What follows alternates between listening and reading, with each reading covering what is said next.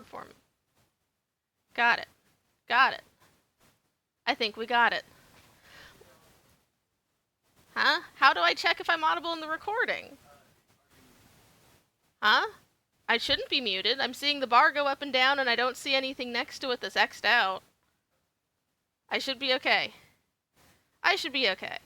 Cool. Even if it's fucked up, I'll put the audio list version on anyways. Doesn't fucking matter. Hello. Stream people who will probably show up just because I'm not, like, a stoner showing off tits on a camera. Like, Tumblr Live would be probably good if people used it. I don't know. Maybe they'll make it good. I'm trying it anyways. Today, I am finally coming back to this freaking project. This is, part of my very bizarre way of interacting with video games. I have been making human versions of my Pokemon team in Alpha Sapphire, and then giving them cool art so I can write a Tumblr post about them. I got 1 out of 6 done, and that's it. Because I thought, wow, I did this one in a stream, that's great, I'll just do them all in streams, and then I fucking didn't. Because I either didn't have time, or was working on another thing, or whatever. So first, I am going to do a sketch. Let's see, this one was going to be... Mizuhanome is a Ludicolo, which doesn't have a mega form, so I don't need this inset bit in hers. So I'm going to have her posed on the other side of the screen, I think. So let's do... I'm going to go all out on making my posing look good by doing a 3rd layer of sketching. Usually I just do 2. This time I think I want to do one, like, I'll use yellow for really, really rough sketches. Where it's just, this is just me figuring out composition and proportion. And I want her pose to kind of look like she's doing a bone dance. Like a traditional Japanese festival dance. But it's just supposed to look expressive. She's just doing something with her arms. Mizuhanome is a Ludicolo. I caught her as a Lotad very early on in my playthrough, and she came with Teeter Dance, which is a an egg move, because you can get wild Pokemon with egg moves in Omega Ruby Alpha Sapphire. And she is potentially fathered by only one possible thing that could have passed down that egg move, and that is a Cacturn. So she's like a cactus lily pad, I guess. Kind of. So, getting the vague outlines of a sketch there.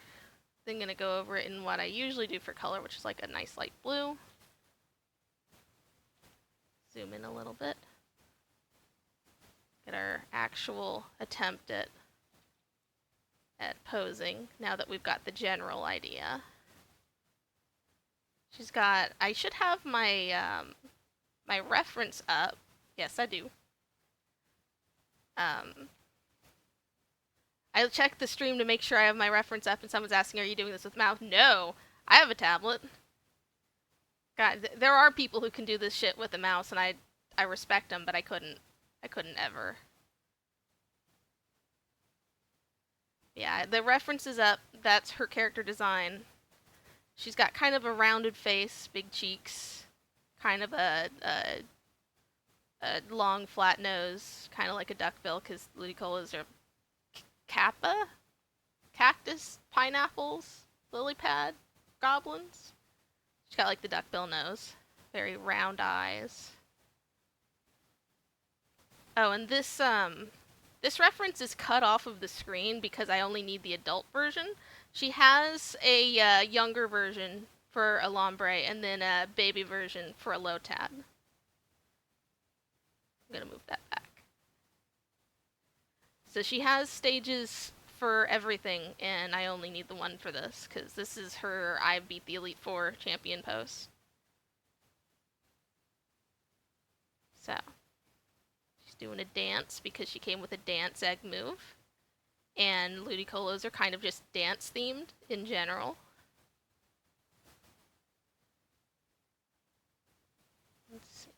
I'm realizing already that I had made the shoulders on my first layer sketch kind of like broader than they needed to be, but that's just fine. It's just a general gesture more than anything. I want this hand, this might be a tricky pose. Let's see. This is gonna look better later, but I want those fingers kind of tilted back a little. That'll look better in the third layer sketch. And sometimes I will put my tablet pen right up to the screen just to measure out, make sure I'm doing like arms the same length as each other. So there we go. I don't know a lot about bone dances, but a lot of the motions seem similar to hula in the sense that they're supposed to be kind of a pantomime for something, depending on what the song is about. And sometimes it just kind of looks like while you're pantomiming whatever the song is about, it kind of looks like elaborate dabs. So that's kind of what she's doing. Let's see. She's supposed to be one of the curvier of my Pokemon girls, but not like super like heavy set. She's wearing a lot of thick robes to kind of simulate the Ludicolo seaweed pineapple shag or whatever the fuck that is normally. So the robes fill out the figure, so she's just kind of round. So long sleeves, kind of a low cut top because it's for a festival. It's jolly.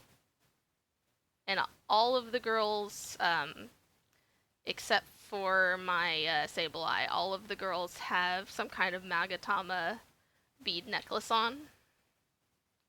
It's just a Japan thing. They're like spiritual beads. They look cool.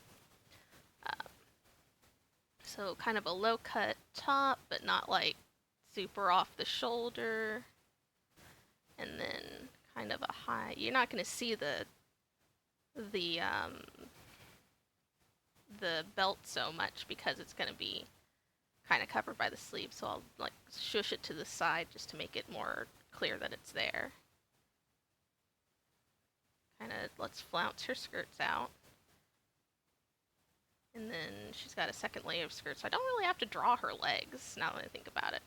This is like a thigh up drawing. Her hair in the back connects like a cone-shaped bun with little decorative lily pads on her. I want to say those are called kanzashi. Is when you have like a hair stick that's got like flowers on it. I could be thinking of a different word. If I say anything that feels definitive about any part of Japanese culture, assume I'm misremembering it. I've also never been to Japan or anything, so. I did do research when I made some of these character designs, and then I, like, violated it by fudging things to make it look good. Which is fine. Because I always disclaimer that I'm not an expert on any of this. Yeah, you know what? I want her a little bit further. No, that's not the button I want. There we go. Further out. Because I want to be able to show off the little puff at the end of her ponytail. Because it's just kind of cute. Got the little bell. Got the little ties. And then it's just straight up Ludicolo fuzz at the bottom. And that's how that. That's another layer of sketching. Now let's get one more layer, and for this one I'm actually going to mirror it so that I'm looking at it kind of more freshly. It's not like just what I just drew. It's a little more alien, so I'm more likely to spot errors in it. So I'm going it over again. This time with the intent to make everything in the places they need to be.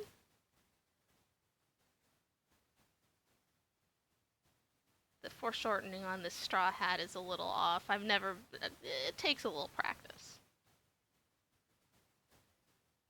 That straw hat that kind of looks like a funny taco that goes up over her geisha bun is called an amigasa, and they're a hat. I don't think there's any particular symbology other than you sometimes see them worn at festivals because they're like you dress traditional for a festival.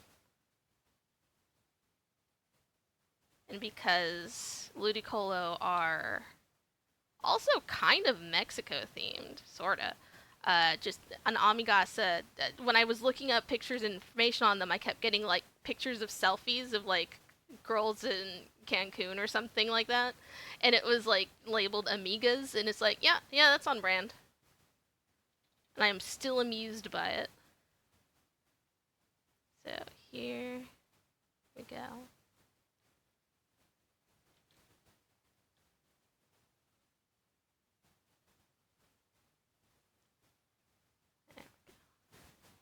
The thing I need to remember is that the straw hat does have a follow-through line. It should tie under her chin, always.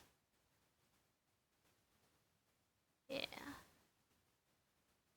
Which kind of conflicts with her necklace, but I can swoosh it out a little more dynamically, so that it's like it's swinging when she's moving.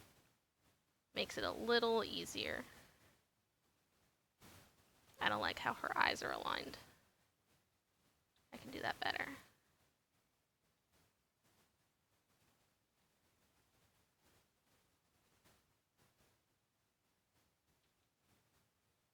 I'll have at least one more chance to correct anything that I decide isn't good, so it's not so big a deal.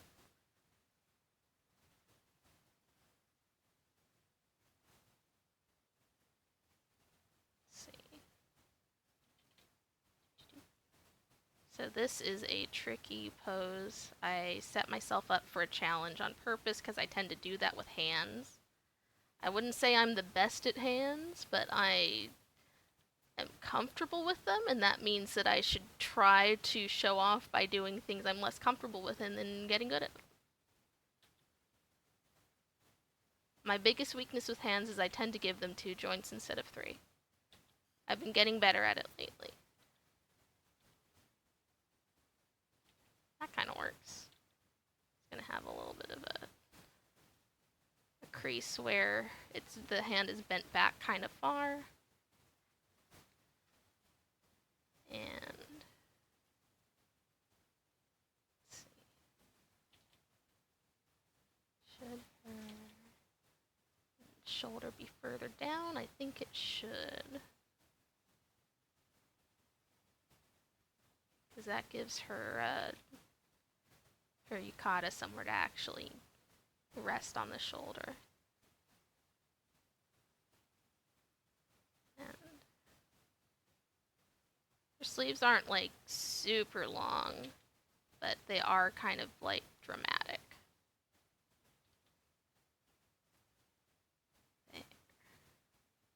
They have a little stitching pattern on them. Just supposed to add a little extra texture to the outfit, because otherwise it's just solid yellow. So let's make that a little lower down, because she's got boob there. And the other hand would be like this. Yeah. Maybe not that long. Just realized how tiny that baby hand looks. The first one I did is actually super small. But I can fix that easy because we're just in the sketch layer. Rule of thumb is it should be about as big as the face. Adjusting for anime exaggeration of the face. So like that, and then coming back to this one and trying to match it to that. Yeah, that looks good.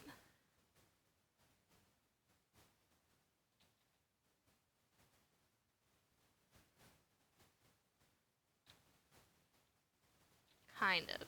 It will look better over time. Okay.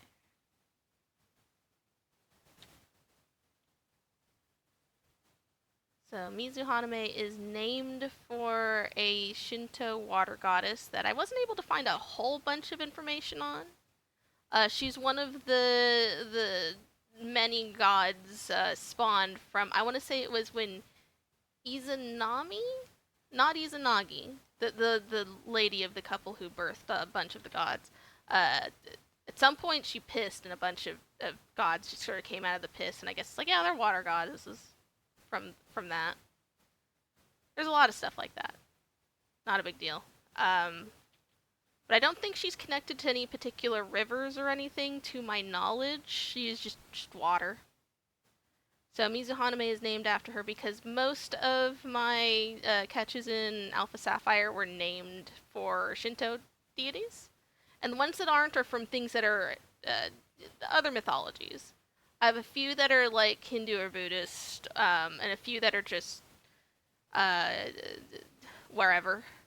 Like, I'd fall back on Egyptian stuff. I don't think I've resorted to giving anyone Greek names because that's too easy. Everyone knows those. I'm challenging myself to do some research instead of just falling back on something I already know. Let's see. Let's make this look reasonably dynamic. Yeah, that's good, because I want it to look like it's coming around the back instead of, like, being just sharp corners, like that flounce of fabric curves. There we go. I'm adding the texture marks mostly for my own benefit, so I remember they're there. Got her little zigzags in on the edging here. I will admit, a lot of my aesthetic inspiration for the Shinto stuff has been coming from the vaguely remembered Puzzle and Dragon characters, which are often mythology themed. But for this one, I don't think this character would have, like, Mizuhanome doesn't have a Puzzle and Dragon card, so this is like 100%, well, not 100% original. It's still a Pokemon gijinka. This one is not very heavily based on anything, as opposed to, I have one that is based on Ame and Uzume, and I very much got, like, ideas for her outfit from the Puzzle and Dragon version. It's fan art. It's, like, whatever.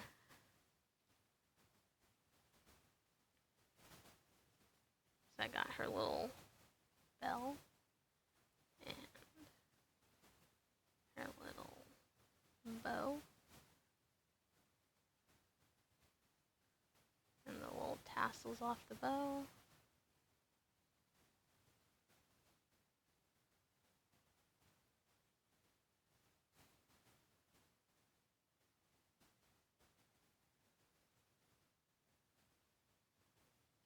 So let's see how that looks when I unmirror it. So it's like I'm seeing something someone else drew, sort of. And let's see if it feels good. Let's see, her neck's not super defined there.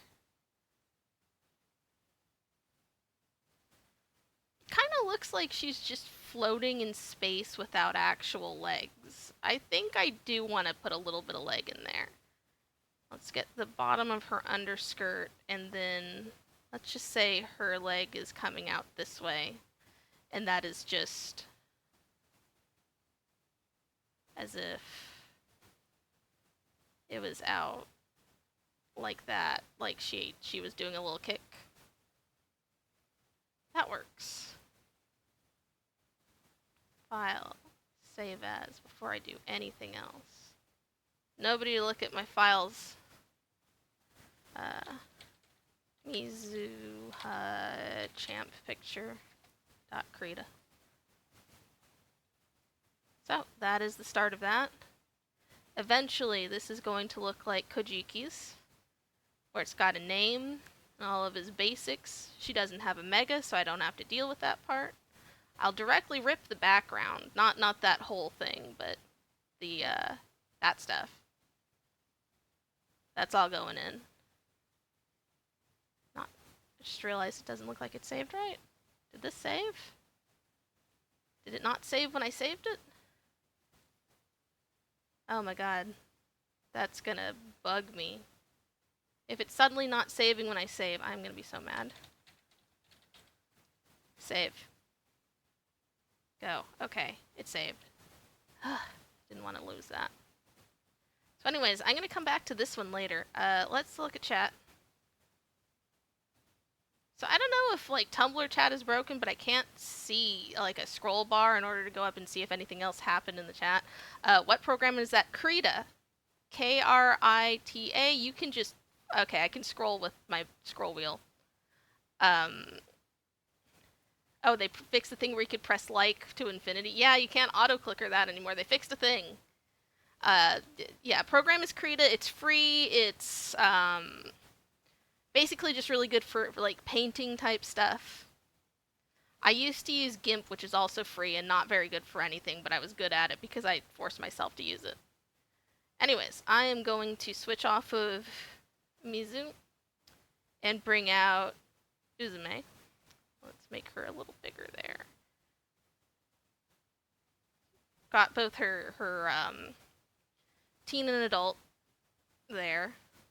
Put that behind that. That's just so you can see it. I can see it over on the side fine because I have it set up in a thing that's not in the capture. Or I will when I open it. In a second. This is the one I was just referring to. That's... Her outfit is kind of, like, I used the Puzzle and Dragon version of Ame no Uzume for ideas. So, she already has a sketch. I decided to do one for Mizu first because she didn't have one yet. And I can just sort of rest on that and then come back to it and see if there's anything I want to fix. In the meanwhile... Uzume already has one. I did this around the same time I did the one for Kajiki, but I just kind of left it sitting here, so it's been like 2 months. I had 3 layers of sketch, and I can look at it again and decide if any part of it is not what I want. I think those eyes aren't what I want. I think, like, she's not...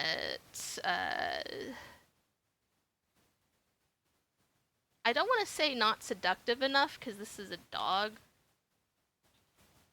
But she doesn't look... She looks like she's having too much fun, but in a, like, wow, I've never done this before way, as opposed to a, I am good at dancing kind of a way. That looks better. She is a Mightyena. Named after Ame no Uzume, who is a Shinto goddess of, like, dancing and festivals, and is the one who, at a point where Amaterasu, the goddess of the sun, decides, for reasons that vary based on where you hear it, she decides to hole herself up in a cave because she's just fed up with the world. She... will not come out, and therefore the sun is gone. So all of the other gods sit around and think, what am I going to do to get her out? And what they do is they throw a party, and the center of the party is Uzume dancing. And they lure Amaterasu out with the party and then, like, close the cave behind her so that she can't just hide again. So it's like, nope, nope, get over here. We can't leave the world in perpetual darkness. Which is funny because Uzume, the dog here, is a dark type. She has Fire Fang as her egg move that she came with. So she is named for a character that is auxiliary to Amaterasu. Because she has fire. So this one is, I think, I don't think there's anything else in this sketch that I want to change. So we're just going to go into it. She has this undescribable thing on top of her head that's kind of like part of the hair clip. It's designed so it has like a nose and the little stripies of an actual Mightyena, so it kind of creates a face. It's mostly just there as a centerpiece to her very weird hair. She's supposed to look like she has dog's ears for hair. Got those little buns. The reason I themed all of my Alpha Sapphire catches after Shinto is because I wanted to build a story out of the journey. That I have been trying to take stuff from like 3rd through 5th gen and eventually migrate them up to 6th. And I think they'll stay in 6th because I don't want to deal with home. I will deal with bank, but I don't want to deal with home. You know what? This face isn't quite long enough the way I had it sketched. It's going to get a bit of a longer face. More dog-like. A little more chin. I can fix it if I regret it. But, she's, yeah, she looks good. The idea is that I am bringing in a long lineage of other champions from other worlds into this game, and that it's kind of like a soft reboot to the concept of my Pokemon having a place to live. But before they're allowed in, I don't want the world completely consumed by them. So the natives of this particular cartridge have to build a name for themselves so that when great warriors come in and make their homes, they're not bullied around. So it's kind of like they're creating this primordial home for all-powerful beings, and they have to become like gods themselves in order to keep up. So all of them have Shinto names, in part also because it's Alpha Sapphire, it's Hoenn. And Hoenn does have... it's not the first time that they start really getting into like the cosmology of the Pokemon world, but it's the first time where it's like directly in your face. Because Lugia and Ho-Oh are not plot relevant, necessarily. But you have to do your Groudon and Kyogre stuff in order to advance in 3rd gen. And in 6th. Because it's Alpha Sapphire. But, anyways. It feels like this is too big a brush, but it is the default size, and that's usually what I work in. I'll shrink it, but I then get annoyed that it's not the default size that I'm used to. Let's see. Yeah, no, that's fine. But yeah, Hoenn is a place of ancient caves and powerful legends. There's literally a spot in one of the routes that is supposed to represent the cave that Amaterasu was hiding in.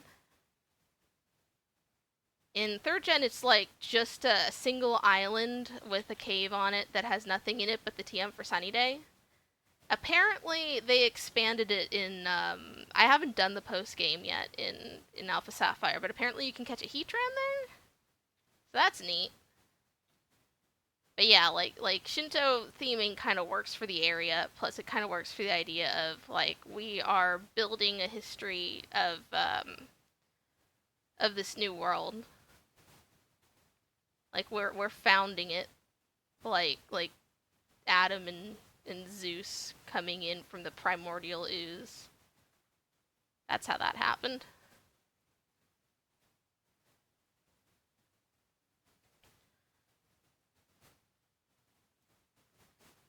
Let's see.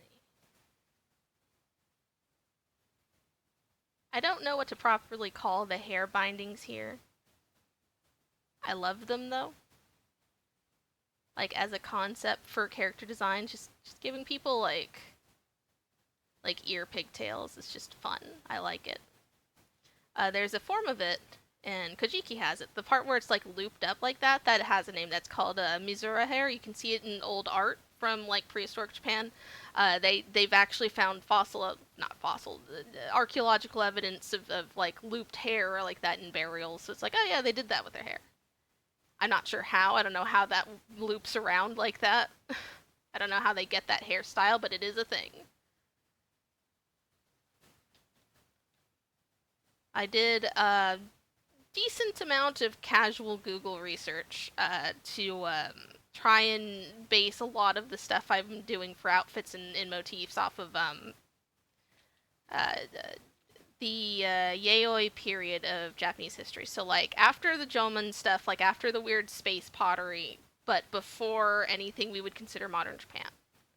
Like, before samurai, before... Uh, probably not before metalworking, but before metalworking was, like really common. Before a lot of things, but not before contact with China, and that's interesting because there's like historical records of certain things uh, that supposedly are part of Japanese history that we only know through records from Chinese historical stuff, wherein people went across the sea and then reported on what was there, and then like, oh, it's like these guys are like not super like advanced like us, but they've got like a kingdom, and we talk to their queen.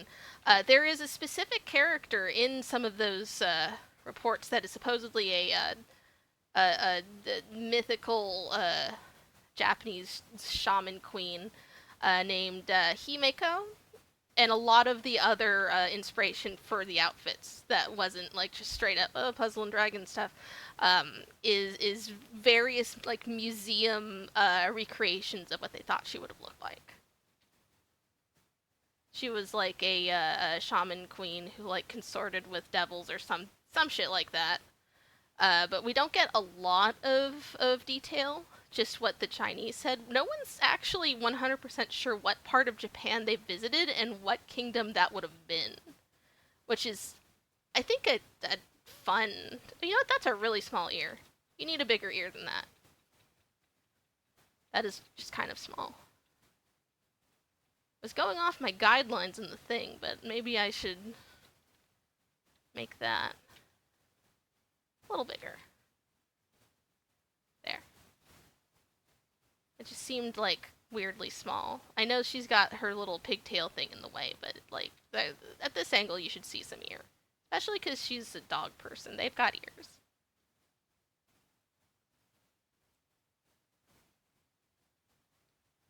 But yeah, a lot of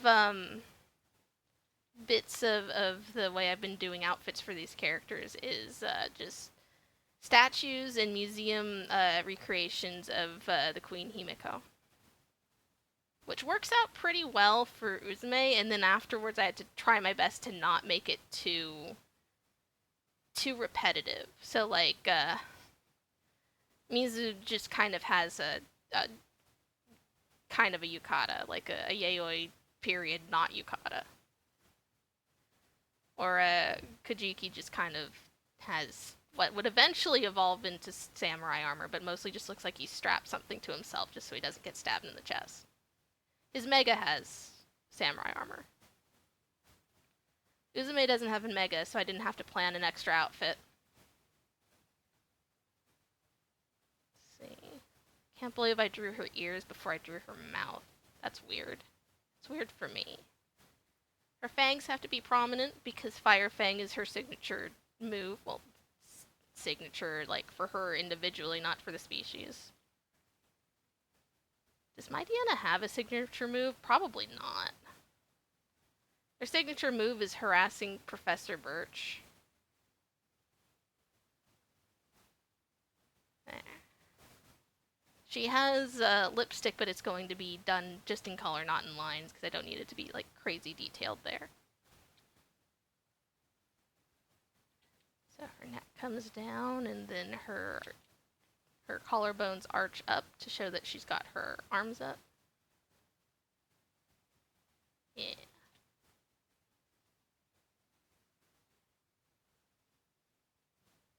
I'm gonna try it this Magatama necklace.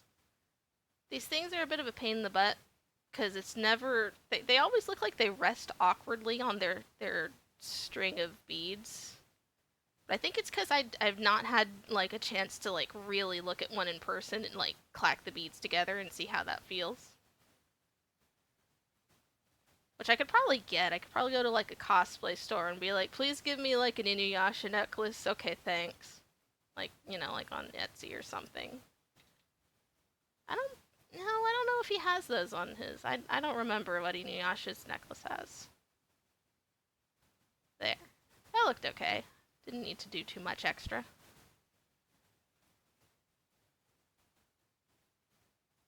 I'll come back to her hair after I've done this hand.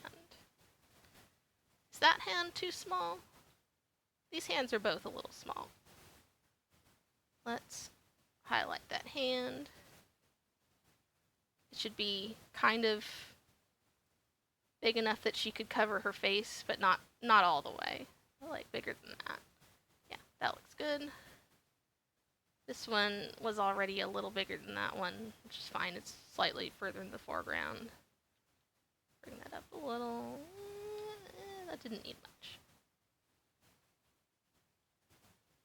There we go.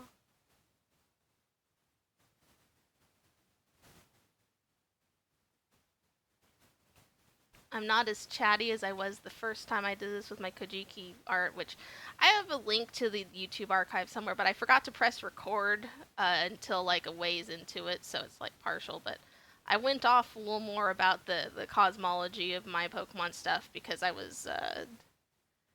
wasn't up at like midnight that day. I have been up since midnight last night because I had an early shift at work, but I have a late shift tomorrow, so I figured I got time. I can do this.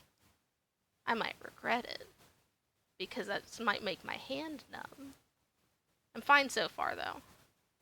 I've had a bum knee today, but I haven't had problems with my hands except for a couple of times today.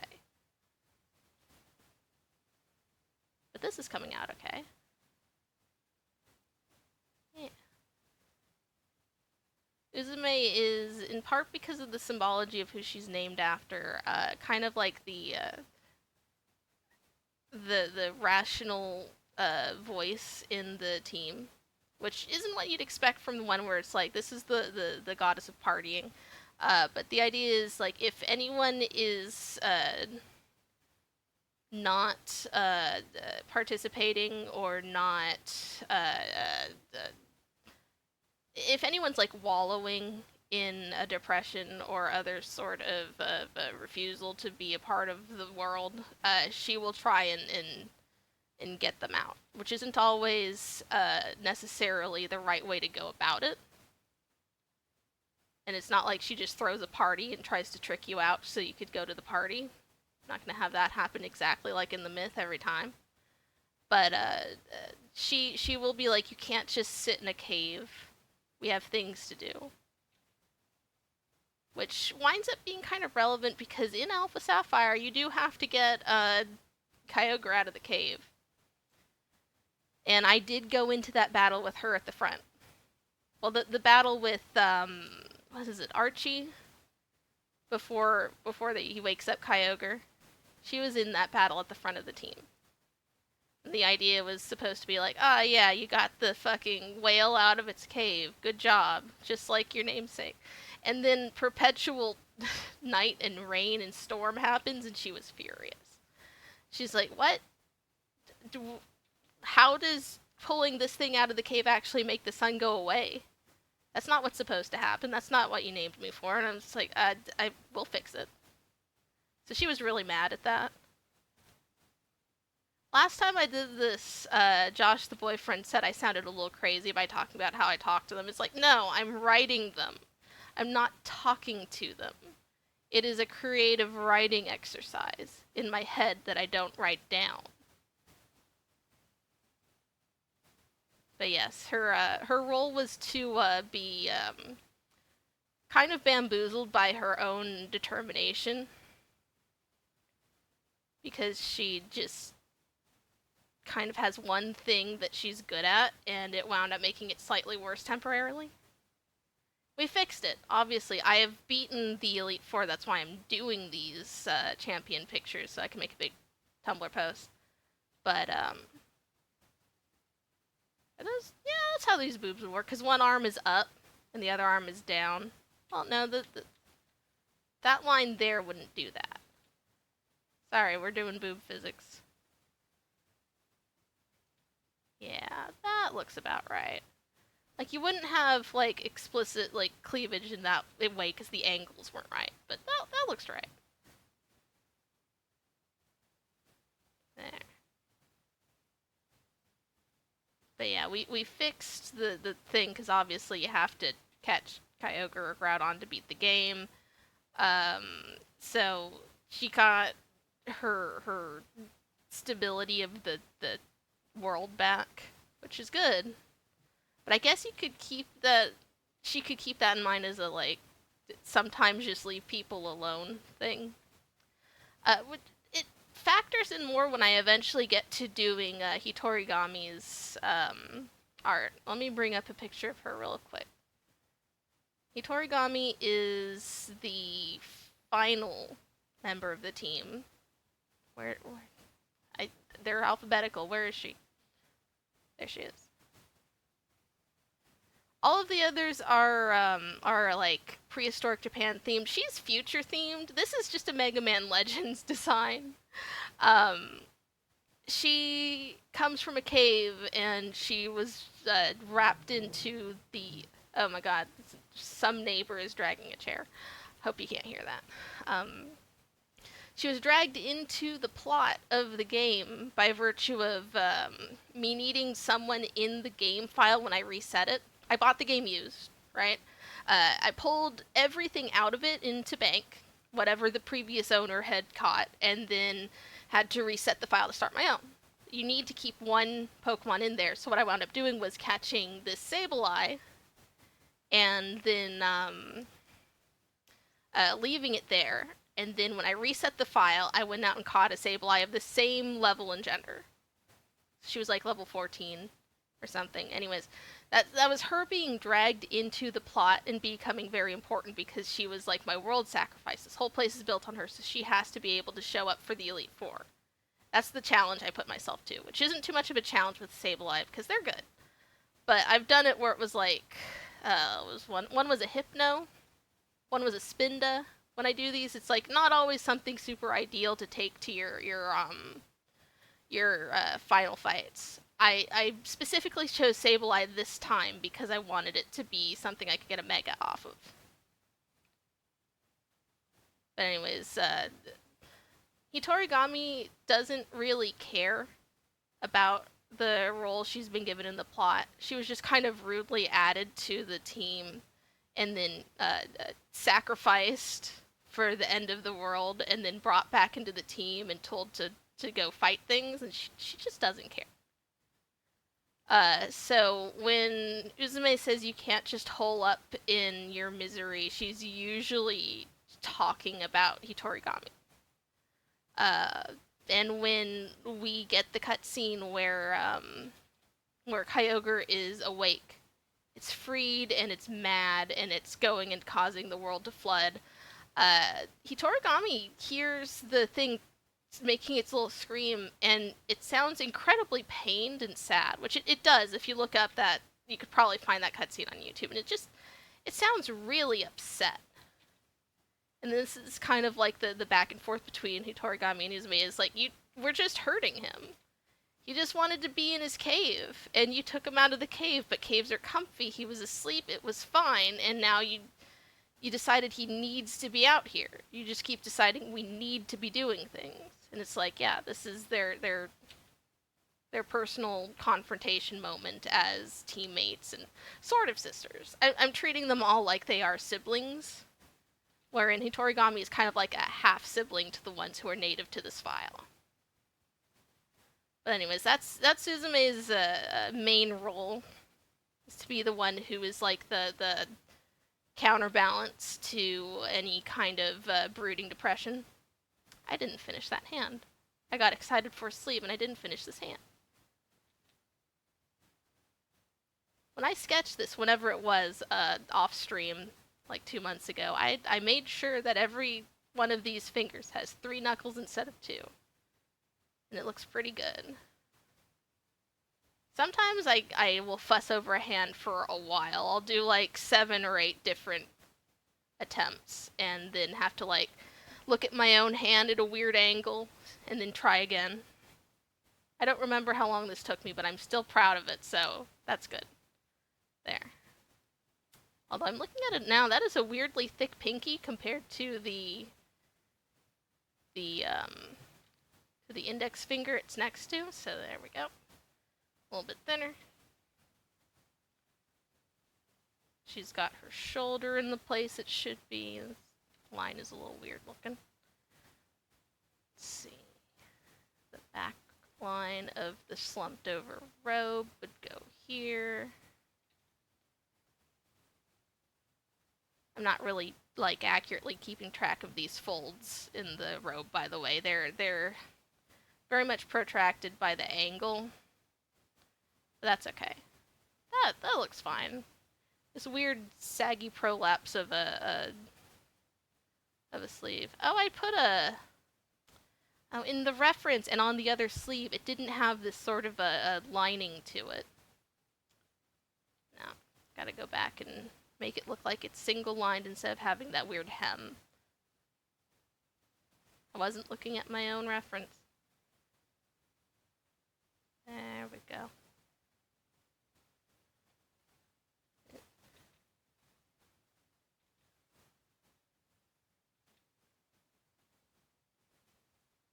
Yeah, that looks okay.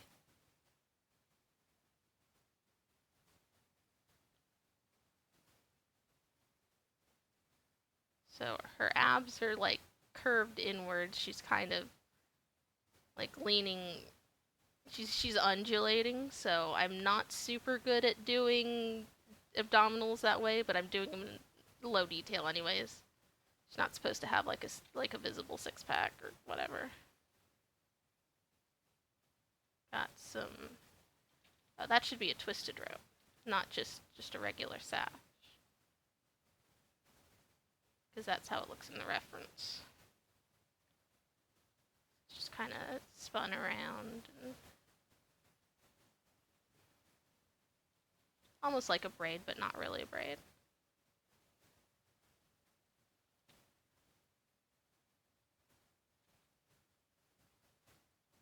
Yeah, that's a little uneven. But I think if you twisted a cloth and then wrapped it around yourself, it's not necessarily going to look like even pleats.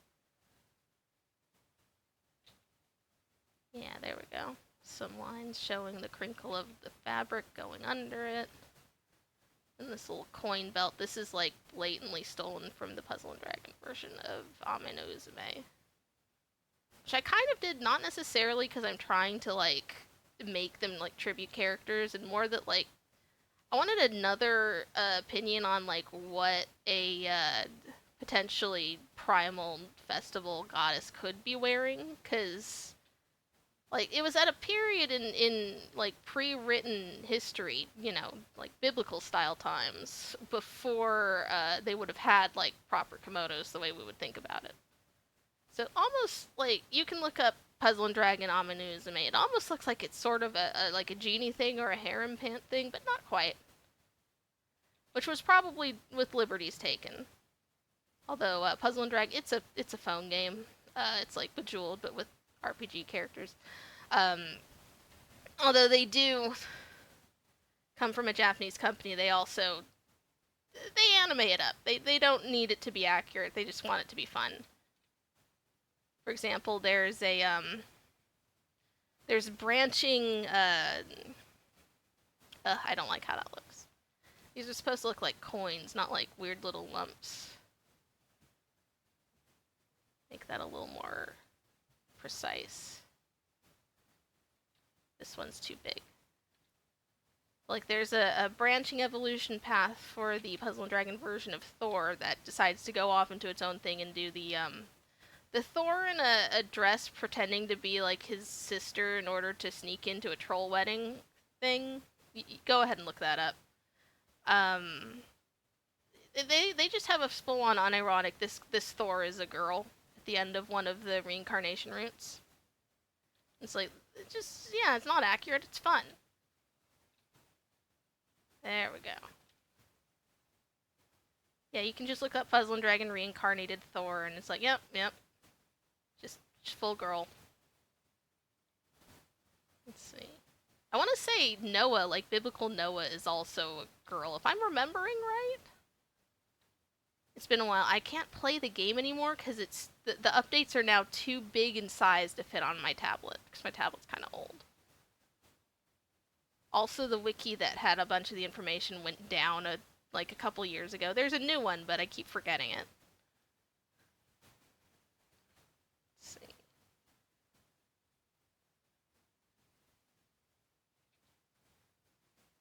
Going to outline these coins on the belt to make them stand out better against the thicker lines of the clothes she's wearing.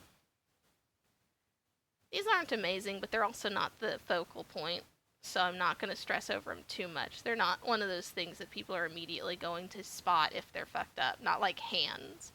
Like, I won't leave a hand fucked up. This belt is like, yeah, whatever. You know what, though?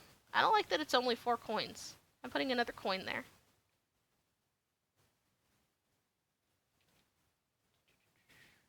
Yeah. More dynamic. It completes the arc of motion there.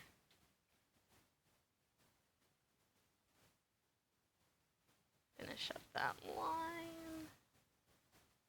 That is, yeah, that's the hem of her jacket, I guess. And then maybe some fabric lines showing that the jacket is folding down this way. Comes out a little bit. She's basically wearing an untied robe, just slumped wherever she wants it. Yeah.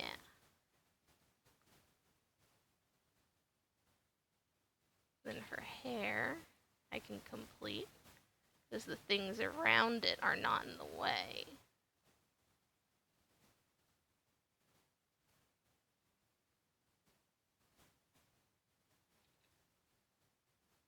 And her hair is where it's supposed to really make it obvious that this is supposed to be a Mightyena gijinka, because she's got the like a Mightyena kind of just has hair going all the way down its back like a super mullet. She's got the long dark hair. Let's get the little pins in her little whatever you would call this fastener. Or maybe it's a fascinator. I don't know. Her little barrette has this little pin in it. Or possibly 2 pins. It's not super clear. Doesn't have to be. And then... oh, and the reference, they've got jewels on the end. They should be poking out a little bit. Yeah. There's 2 in the reference, but one is going to be really hard to see behind the other at this angle. But I can add it. I want to keep my design kind of consistent. Yeah. Then her dog-eared buns, which I don't know how you'd make that shape. One of the things I did was kind of like look for reference photos of geisha hairdos, because some of those are very elaborate, and there's just straight up all kinds of, like, there's no way that's actual hair in many of those cases. There are lots of tricks and structural additions, and that one's smaller than the other. Choked on my own air for a second. There we go. A little closer in size. But yeah, there's a lot of things you can do with little tricks and additional parts to make a hairstyle do what you want, so I'm not too worried about it being logical in this case. These other buns are mostly for balancing out the way this looks, so that her head doesn't look super goofy with just stuff sticking off the top. It looks more like this is a hairstyle and less like this is the antenna or literal dog ears. And then this little bit that comes off the back is supposed to kind of take the same shape as a Mightyena tail. I think I need to redo that line. Yeah.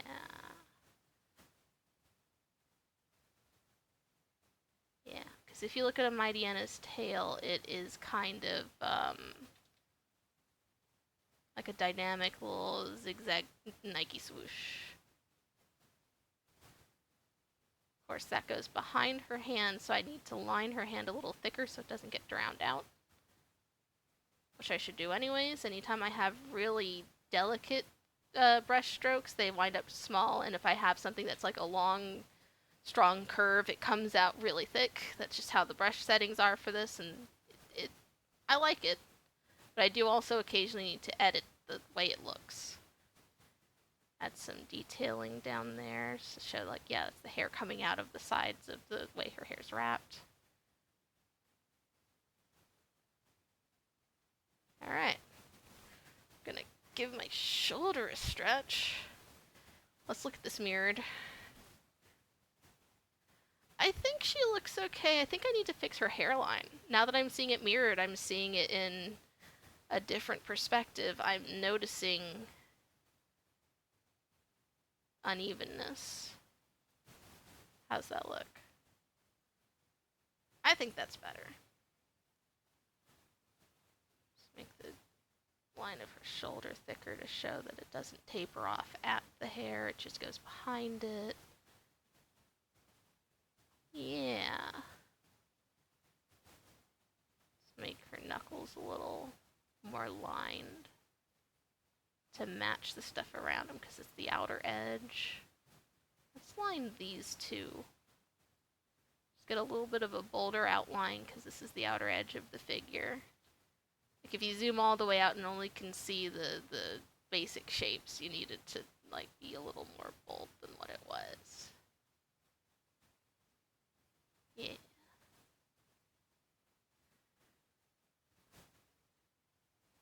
Some of the lines around the dramatic swoops of her hair and her outfit are still a little more thick than the stuff on the inside. Let's get a little more line here. Maybe the outside of the ear. Not the inside. Those details can stay really thin because they're not important.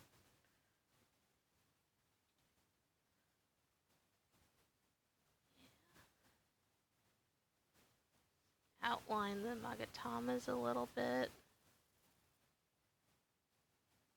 But not the insides of those lines. Like, not every single bead's interaction. This makes them feel a little more cohesive to each other. I already kind of did this with the coin belt, so I don't need to do too much more. Maybe get this inner side. Line density is super important. I can't say I'm an expert at it, but I try to do my best. Realize this doesn't make sense. Why is her top bunched up like that? Like, I was expecting her ribs and her hips to be angled differently to each other. There we go. That makes more sense. Still pretty skimpy. Let's look at it the other way again. Yeah, still looking good. Save this. Let's look at what's going on in the chat, see if anything's here. A lot of people watching. No further questions asked, okay?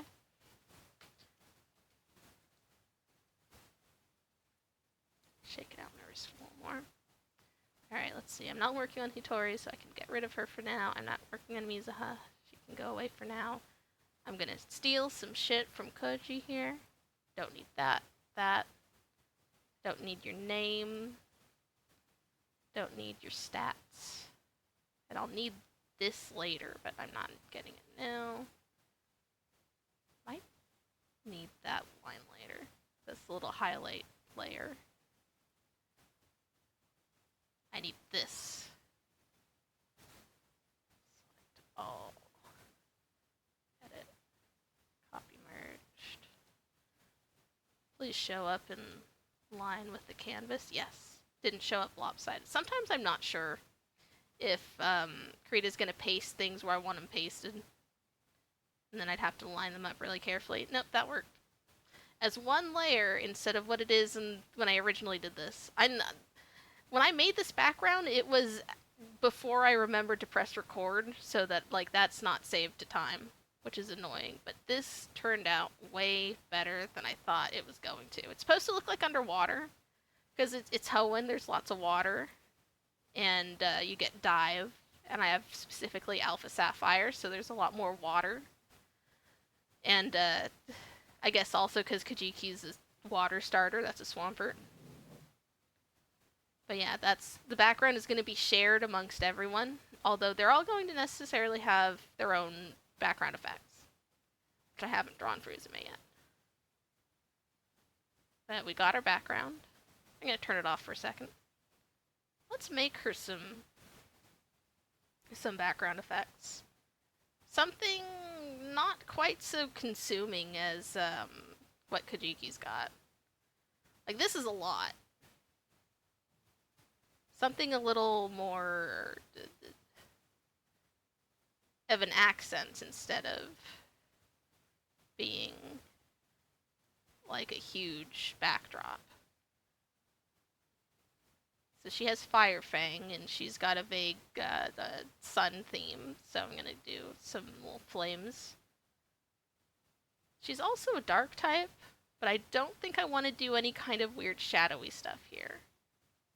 I think it's fine for it to just be some flames that swirl around her as she's dancing. It's a little more minimalist, that's fine. So. Things like fire and water splashes and hair swooshes, some of that is all just muscle memory. You figure out the rhythm from looking at references that do what you want them to do. And you just kind of let your hand fill the rhythm. I don't know if that makes sense to anyone but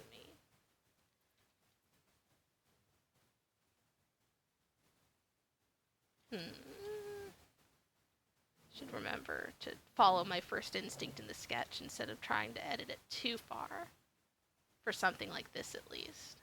Because that broad swoop I made was supposed to follow the composition of the piece. And I'm going in and being like, oh, I need to make, like, more realistic fire swooshes. And it's like, no, I don't. I have to make the composition look good. When it's colored, people are going to know it's fire.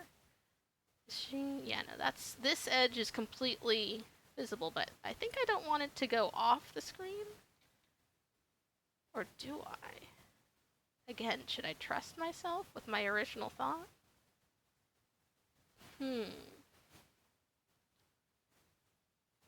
So if it goes off screen, it's like she's swirling in from off screen. As opposed to where it is now, which implies that maybe the fire swoosh stops there because maybe the way she's spinning stops there.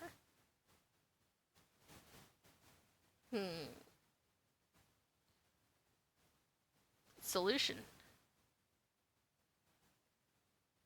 Just need another swoosh. Yeah, that looks good. Some inner texture to this fire. So that's how fire works in cartoons.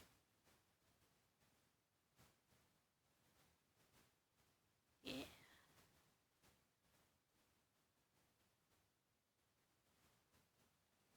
Yeah, that looks good.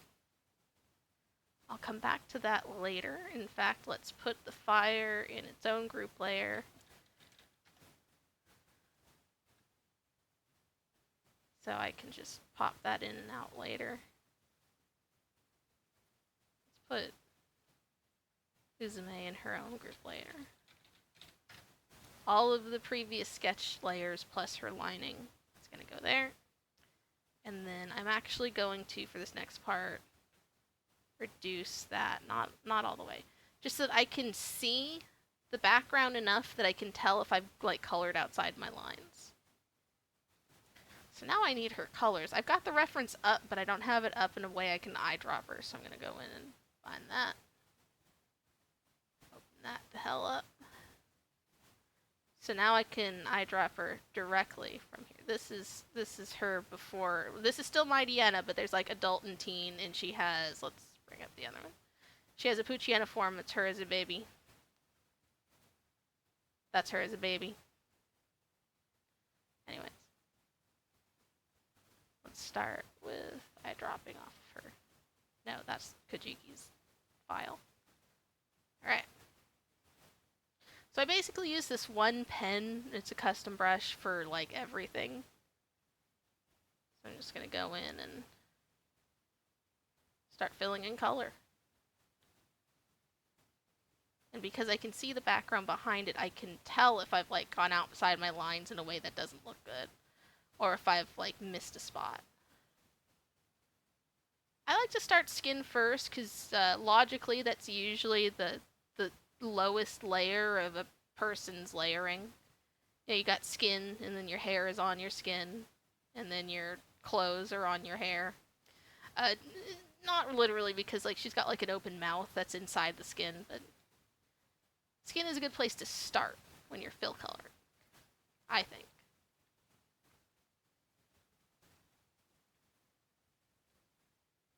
This is not terribly complex.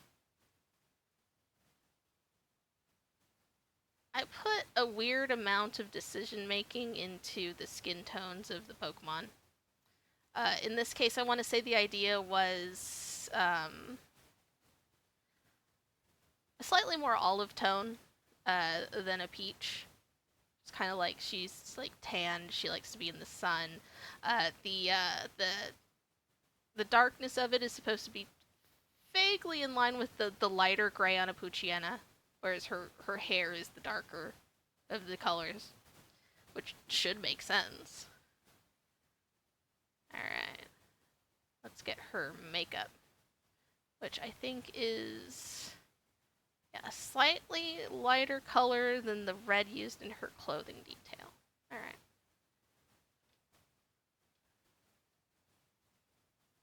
I don't like lining the lips with like my inking with like my black outline because that's way too much detail at this level of zoom on a character at this level of cartooniness. So there we go. I don't think, yeah, she doesn't have an open mouth in either of these, so I never had like a canonically determined inside of the mouth color, so I'm just gonna pick like a regular inside of the mouth flesh tone. Who cares? And then it's probably a bad idea to use pure white for anything in a drawing. But I'd use it for eye whites and for teeth, because you don't want to really think about the potential yellowness of a character's teeth unless it's like supposed to be gross. So I just bypass that entire thought process. White teeth. And then the eyes being pure white is kind of a like the life of the character is in their eyes, so I don't shadow it so much. Got these nice on-brand red eyes. And let's get her massive hair just going on here. In her reference photo, I used like white highlighting. I think I'm leaving that out. Because I am going to shade this properly. I might have to add a second layer of highlighting to get some drama into the shininess of her hair, but I'm not going to do it the way I did in the reference, where it was literally just white lines going through it to make it look all anime.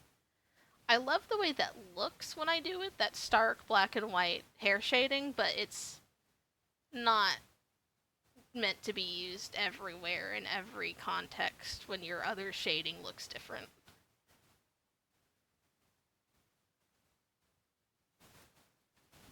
Oh, wait a minute. She has eyeshadow, too. Same color as the lips.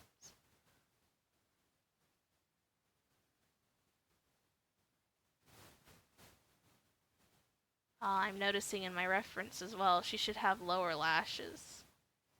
I almost missed that. It's been a little while since I've drawn her.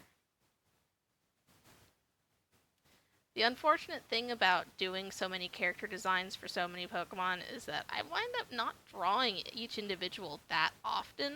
I wind up falling back on my old favorites when I do. So Uzume has like the drawings I have shown and like one other drawing, whereas like my Kanto starter, like my very first boy, was like he's got a whole folder of drawings. It's like, yeah, it's favoritism, but it's also some of them have been around longer. But then it bothers me because it's like, oh, they're all good. I have favorites, but that doesn't mean they aren't all good. So I should just be constantly drawing every single OC I ever make, over and over. All of them at once. Anyways, that's why it's easy for me to forget things like, oh, she should have lower lashes that are visible here. Because I wasn't really practicing drawing her. Oh, I want to get a few more texture lines coming out of the hair in the back there.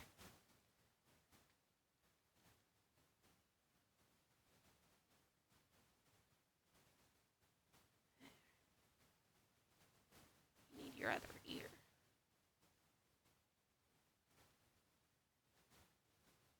And yeah, I could, if I wanted to, go in and select a bunch of these with the magic wand tool and then just, like, fill color them. I don't want to. It's just not as nice looking with this brush texture. And this brush I'm using, it is a custom. I made it by, like, taking close-up chunks of pencil texture from scans of old pencil sketches, just sort of punched out some circles and then turned them into like an animated brush, so it'll do multiple frames, like each swoosh it goes through like 3 or 4 different images of just pencil texture, and it's just so dynamic and so fun to use. But if I try to like fill tool and magic wand it looks like shit, so I'm not gonna. So let's see, her jewels and her little hair clip are the same color as the beads on her necklace, so I'll just draw those all at once. Color those all at once, excuse me. I've already drawn them. Come on down here to the cleavage zone. Get these all done. While I'm down here, yeah, I use the same shades of dark purple for the Magatamas as I do for the detailing in her hair clip. Get all those at once.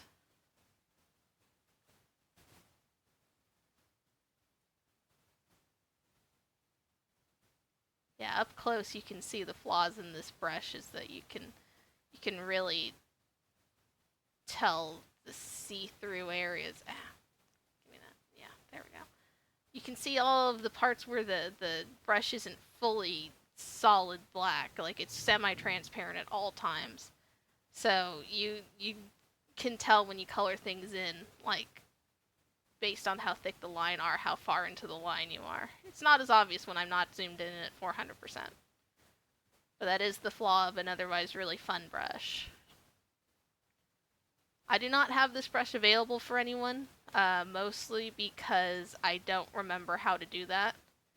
Every time I have ever made a brush in any program, I immediately forget how I did it. Like, I follow the instructions usually on like their official documentation for the program. They'll have like a tutorial website or something. And I'll do the thing, I'll make the brush, it'll come out great, I'll love it, and then I'll be like, I don't remember how I did this. Swear to God, it's happened to me like 4 or 5 times. So I don't know what folder it's saved to, and I don't know how to extract it, and I don't know if they're compatible with other people's programs. I don't think a Krita brush would really be compatible with much else. I guess I could potentially save it as a Photoshop brush, but I don't know if that'll change things about it. But I also am fine with just bogarting my custom brush. It's not that amazing. I don't think people really want it.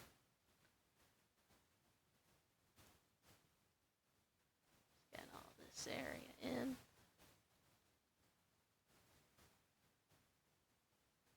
Things are starting to come together, at least around her face.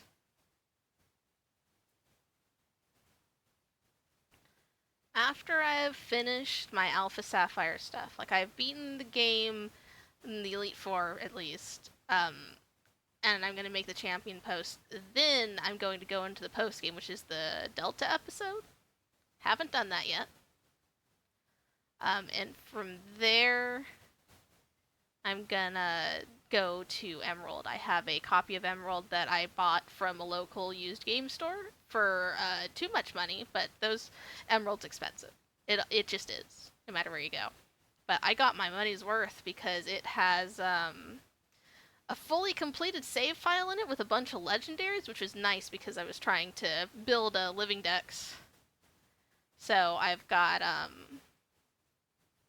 a bunch of extra legendaries. Like the guy already had everything caught except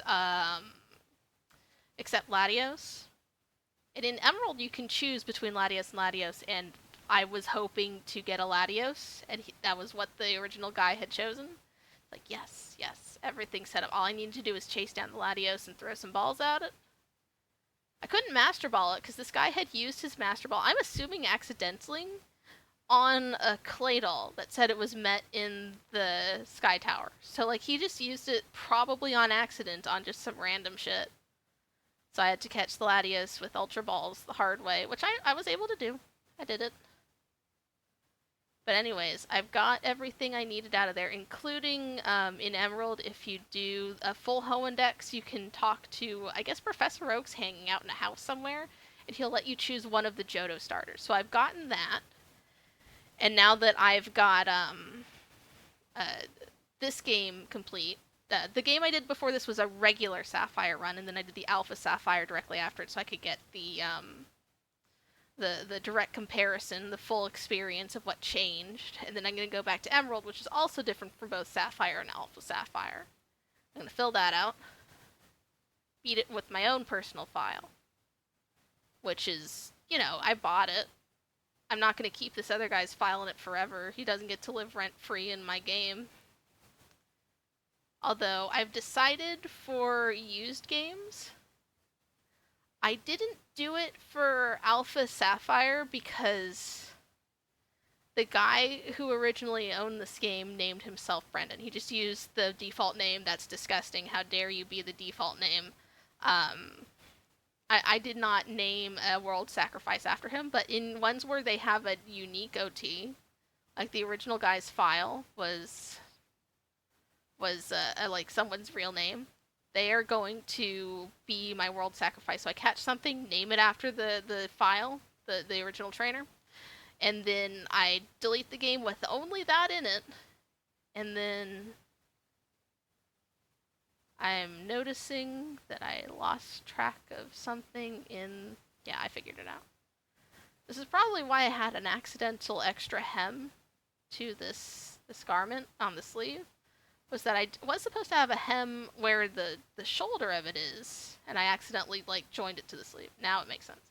But yeah, the original trainer gets turned into a Pokemon, and then I delete the save file, and then recatch them again, and they'll be there for the Elite Four. So I'm going to do that with the original guy who owned that Emerald. I also have a Soul Silver I'm going to do that too. That one was adorable because that one was clearly not finished. This Soul Silver file, the guy got as far as Union Cave. I don't think he even reached the other side of it. He clearly only used his starter, ever. Because he had, like, a starter, the Togepi you get the egg for as part of the plot, and then, like, 3 other things.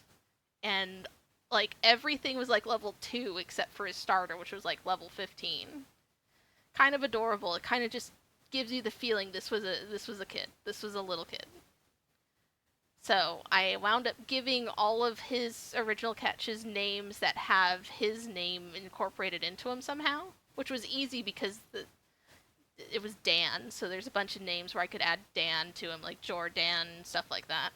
And then I've already caught my world sacrifice, but I'm waiting. I'm gonna do Soul Silver after Emerald, because I'm slowly moving up. Like Alpha Sapphire was a bit of a departure because I want to prep that cartridge to be my my home cartridge for all of these, because it's 6th gen, so it's cozy. You have like Pokemonome. I don't want to go all the way up to Scarlet and Violet because you can't pet them. You can bathe them, but you can't pet them. It's not the same. But yeah, it's going to be 6th gen for a lot of things, with maybe very select things going up to 7th, 8th, or 9th, based on whether or not I don't need them where I have them. But yeah, I'm going to go through Emerald. I'm going to, like, at that point be mostly complete with my 3rd gen stuff, then I can move on to 4th gen. So it'll be me finishing off unfinished business in my Diamond and Platinum files, which are my files personal. Those were not things that I had to find used on eBay or something. The Soul Silver was used on eBay, so that's going to be the next thing I do. And that is going to be me trying to recreate a bunch of my original silver Pokemon. I had, you know what? I had both gold and silver. Didn't have crystal. My sister had crystal. I have crystal on the virtual console now, so I can do that too. But I don't remember very much of my Pokemon. I'm here drawing full art of a gijinka of my Mightyena. So, like, obviously, yeah, I put a lot of weird sentiment and care into my Pokemon. And I did so back in the day, too. But other than a few very specific ones, like my starter and the first few things I had caught, I don't remember a lot of my others. And that bugs me. So, part of what I'm going to be doing in Soul Silver is trying to recreate some of those from stray memories. And then some of them will get the gijinka designs. A lot of what I've been doing is me just trying to channel lost memories of my childhood. Which is sad, yes, but I'm having fun with it. Think of it as therapy. Except, like, really weeaboo therapy. It feels like... So I'm 34. I turned 34 last month. Happy birthday to the old hag. I feel like a lot of my childhood, like, I would remember very vividly because a lot of things in it were very important to me and very formative in the way I do things and the way I see the world. But that I have been an adult in a state of duress for long enough that I have stopped thinking about those things. So over the last few years, some of the things I've been doing have been things like, trying to remember my old Pokemon. Or going back into old browser games that I used to play. And trying to, achieve goals that I hadn't done before. Like, I'm going back to Gaia and seeing if I can buy a Halo. And it's like, no, I can't. They're like 2 million platinum. But, like, just going back and revisiting things and feeling like I'm doing them more strongly on my terms instead of the terms of the world around me. And the limitations of having been, like, 14 when I started playing Gaia. Was I? No, 15. I got there in 2004. Which is still pretty good. I'm definitely a Gaia old bee. The site itself was first opened in February of 2003. Every so often there, since I've been not really active, like, I don't post a lot, but I'll go in occasionally and contribute to threads. There's a lot of nostalgia posting because a lot of people are revisiting after the pandemic where they had a lot of free time and they're looking for comfort stuff.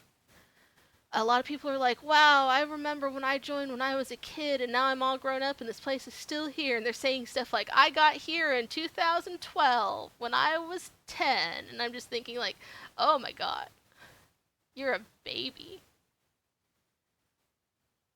Yeah, no, there are people who at the time were already in their 30s who are still occasionally seen on Gaia today. You will occasionally see people who will say they're 40 or 50 and they've been in it from the beginning, and I respect that a lot. But I also marvel at it like, wow. Anyways, a lot of this is me recreating things that were just unfinished business. Unfinished video games, forgotten video games, things that I wasn't able to do to their fullest, in part because I was a kid. I didn't have my own money. I didn't have my own ability to set my time. I still kind of don't. I have a work schedule. I didn't color her hair over here. What the fuck? Let's get that hair. I thought I had her hair finished. But yeah. There's a lot of things that I wasn't able to fully realize the way I would have wanted to in the day because I wasn't very good at drawing. I mean, I'm still not. Like, I am not, like, professional, but, like, if I have an idea in my head, I can get it down and it kind of looks like what I meant for it to look like. I've actually become very good at visualizing things in my art style, which I think is actually really tricky. You have to be drawing a lot to get it to form like that. And even then, it's probably just different people think in different ways. Some people it might not work at all. Some people it might be really easy. I don't know. But I noticed that I didn't start, like, really seeing things in my head the way I wanted to plan them out on paper until I was maybe working on my webcomic. So, like, 2015. I guess working on a webcomic where you have scenes where it'll be the same location with similar movements and the same characters for, like, a whole panel by panel page. Like, you get used to just visualizing things that are consistent. But until then, it was like I would have ideas in my head and I'd try to get them down on paper, and boy, the concept in my head was nebulous, and then the thing on paper is not amazing. I've gotten better at that. So I can do things like this. I can imagine my fiery anime dog as a dancing lady, and then I can just draw it, and it looks the way I imagine it in my head.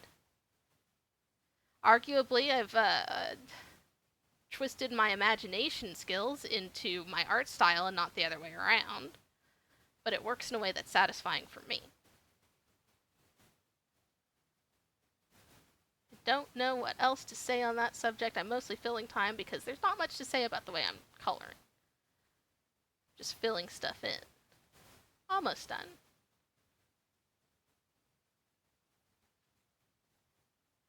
This little bit of her waist strap, and then her little jangly coin belt. And then I can go on to shading. Actually, no, I think I will do the fire behind her first, because that'll affect the shading. Because it's fire, it's a light source, it's going to affect the shading. So here she is. It's looking good. I feel like her eyebrows are weirdly small compared to the reference, but I can't see anything wrong with them when I, like, really look at them. It's just that they were bigger in the reference. But they're about the same size, it's just a different angle. I'm gonna leave it be instead of fussing over it. The more I fuss over it, the less satisfied I'm gonna be. Let's color the fire. So let's start with a nice, like, slightly dark red. Like a bold red. There's not a lot of brain work to this. It's fire. I just gotta get in the shape.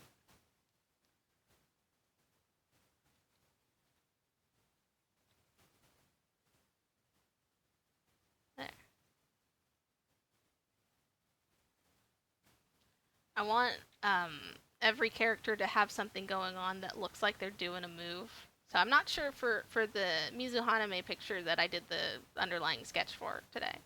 I don't know what I'm going to do with that. She's mostly water. Ludicolos are water and grass, but I don't think she has any grass moves right now. She has... Oh, what does she have? She has... Teeter dance. I want to say she has waterfall. Rain dance? Then something else. She doesn't have a grass move, though. So it'll probably be like Uzume's fire. Mizu will have water. She's kind of going to splash around her like she's dancing in a puddle.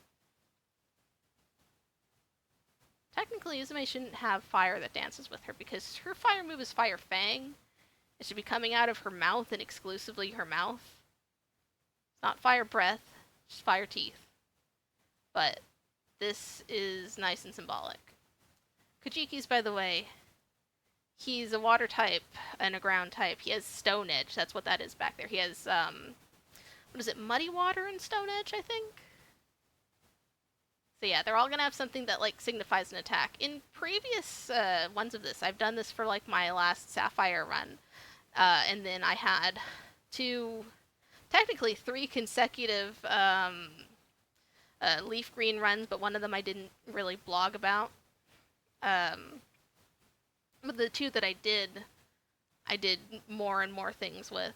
And it was like, oh, every character kind of is showing off an attack that they're doing. And then for Sapphire, was they're showing off an attack. It is a full-on action pose. There was like a jackknife kick I had to reference and figure out. That was hard. I was giving myself a challenge. But then I also gave them all like a quote that was like they're going into battle quote, and it was lame, cringy weeb shit, but like I kind of like the aesthetic of them having cringy weeb shit. It's all things like I don't like to show off my power, but I'm gonna show off my power now. Stupid shit like that. It was just fun.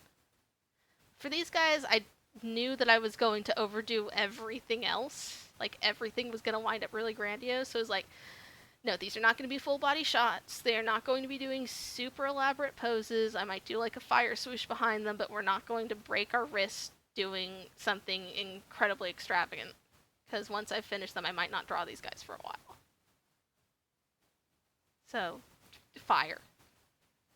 Instead of having her do a really elaborate pose where she's like running at the camera with her teeth going. Because like that, even if I did that, it wouldn't look very good. Alright, so I got my base fire. I'm gonna get a nice orange. I can adjust these colors later if I want. Oh no, I'm outside of the lines. Oh no. Oh no, it's so messy. We're just fucking it up. Just fucking it up, guys. I mean, sort of. Still trying to follow the inner detail line a little bit.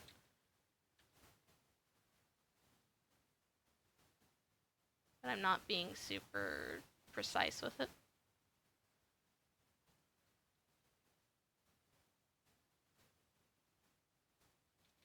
So one of the nice things with Krita is that, okay, so every art program does something different with things like clipping and transparency masks.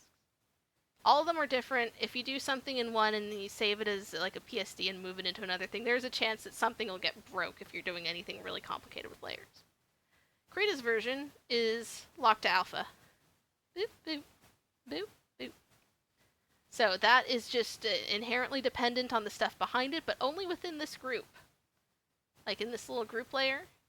Like it's just, this layer now only shows whatever also overlaps with the layer below it. I'm going to do that one more time with a nice yellow. Let's go brighter. Yeah. So this isn't going to come through as consistently. It's going to be a little uneven because fire is like spontaneous. I almost said sporadic, but that's not quite what I mean.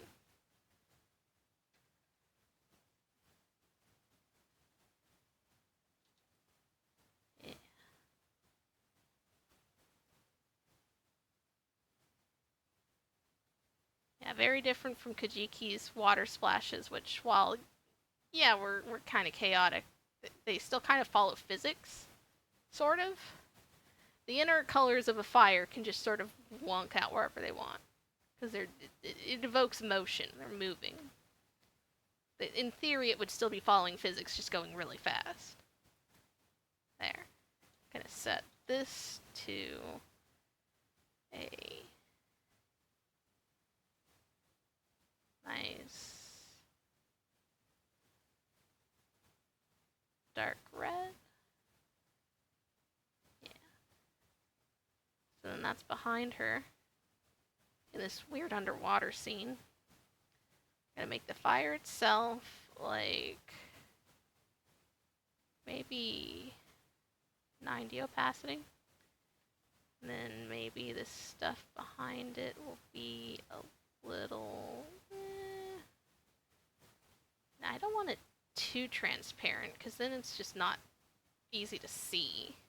But I want these to be different levels of intensity.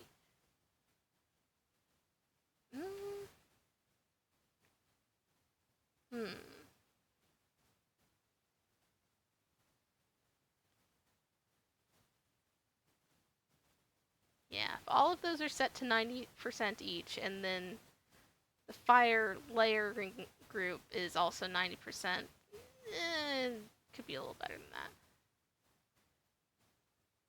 Nah. You know what? You know what? That is technically a limitation of me doing the clip to alpha thing, because they're all following the fire itself's base opacity. Yeah, I gotta do it a different way if I want this to look cool and layered. Eyedrop, select all the transparency, select invert, fill tool, set to erase. Fuck. I didn't mean to invert that actually then. Sometimes I'll select the inside of something and then invert it. That's not what I'm doing. There we go. So instead of them being clipped to the alpha, I just actually erased bits, which is not perfect. I gotta go in and actually erase a little bit, because it does still go out the lines just a little when I select that way.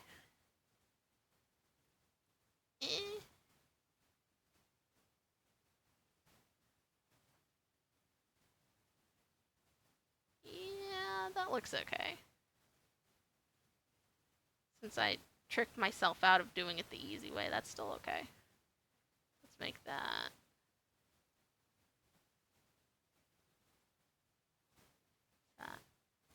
Okay, all of these are 90. Let's make that a little lower then. Let's do 75. And this one can be 80.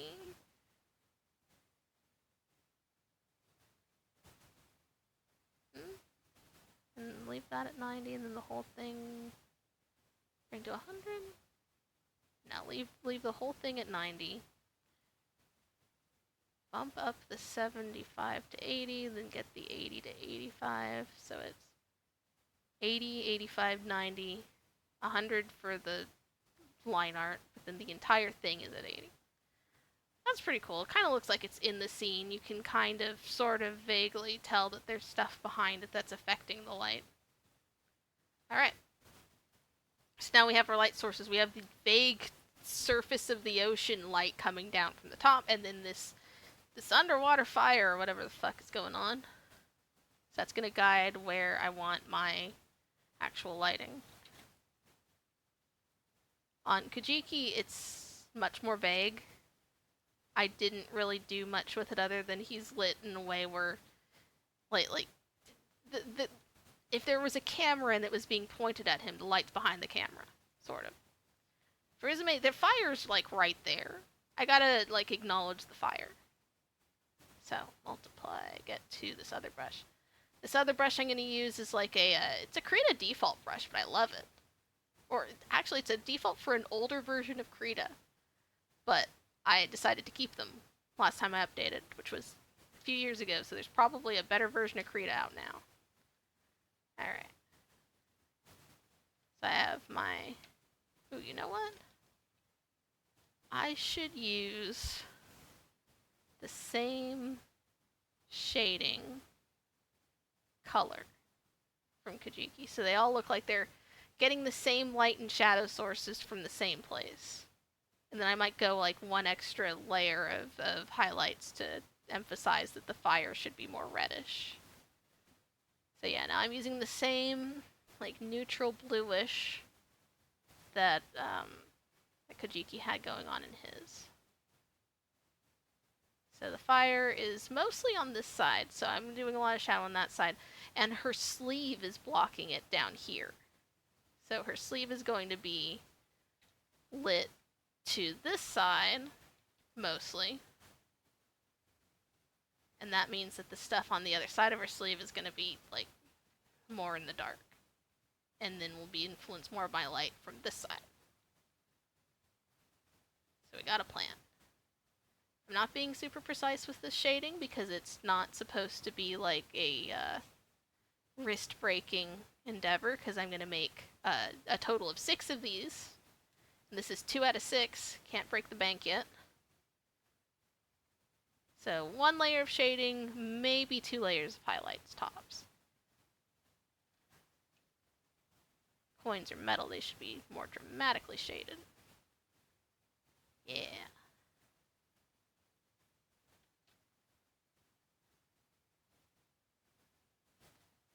Alright. This little bit of hair is kind of between the 2 light sources. The area under her head, this shoulder, is almost all in shadow.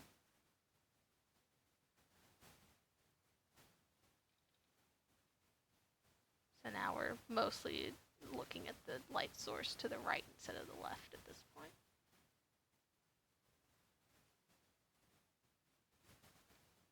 I didn't finish shading her face. Let's go back and do her face.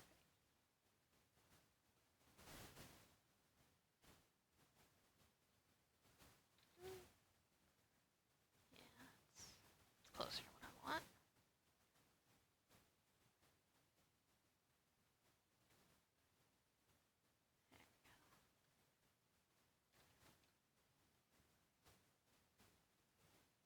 Yeah, I do want to do a second layer of highlights, I think.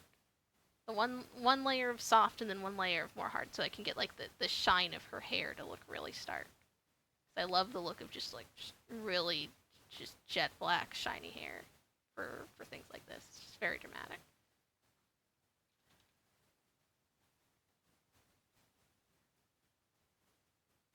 Now, you know what? This hand is close enough to the fire. It shouldn't be quite this shadowy.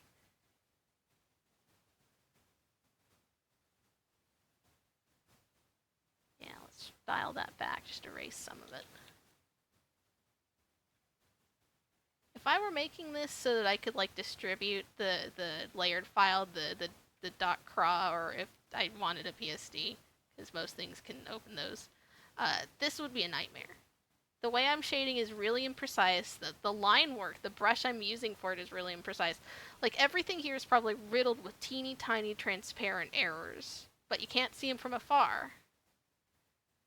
If I were doing something as like a template, like so that other people could then color it in to make adoptables, which I'm not doing with this, but I've done that before with like just, you know, pictures of cats or whatever, like I would be so much more precise.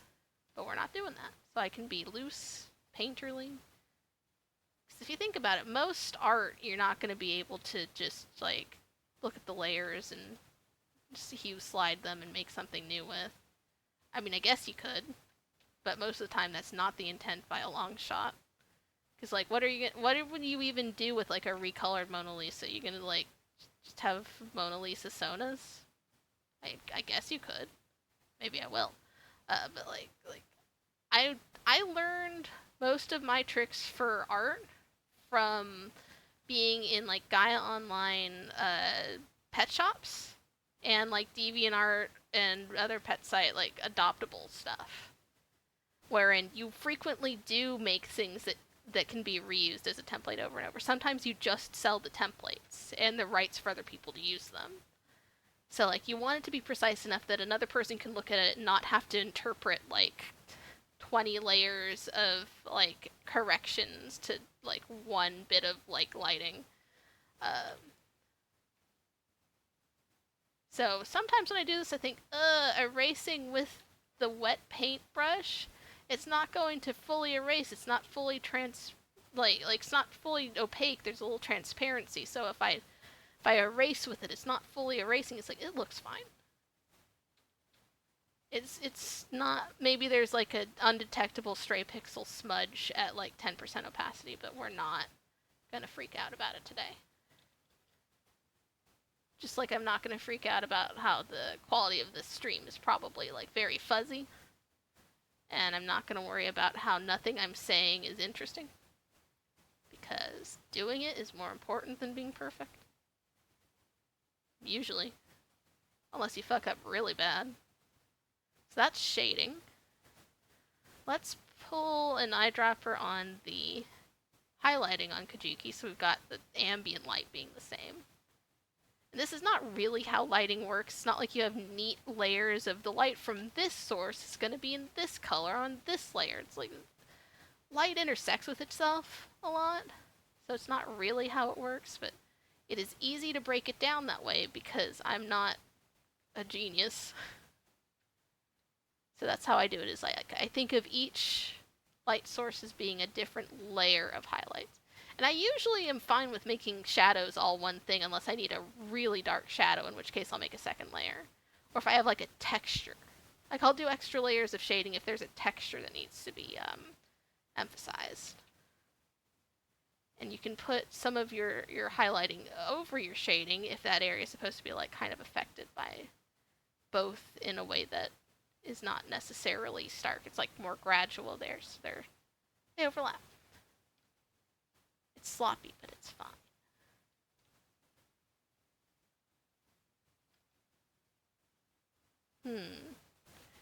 I think because this sleeve is covering this whole area, this skirt needs to be more dark on the edges and bring the highlighting closer to the middle instead of the edge.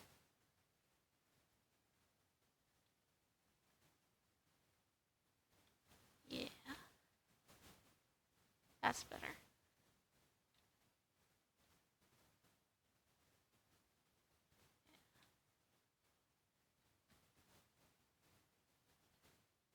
Top of this boob's going to be a little more in the light than the rest. The shoulder's definitely in the light.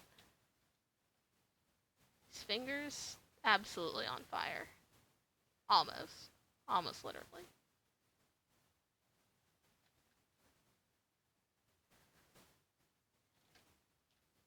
One of the nice things about Krita is that you can change your brush size by holding down shift and then like wiggling in and out. Like, I guess in other programs I've used, you can do that with like the bracket keys, but like it's so nice to do it with shift. It is just so handy. Let's see, this outer edge is definitely really highlighted. You know what, maybe I will do a second layer of shadow just to get the inside of her robe looking sufficiently dark.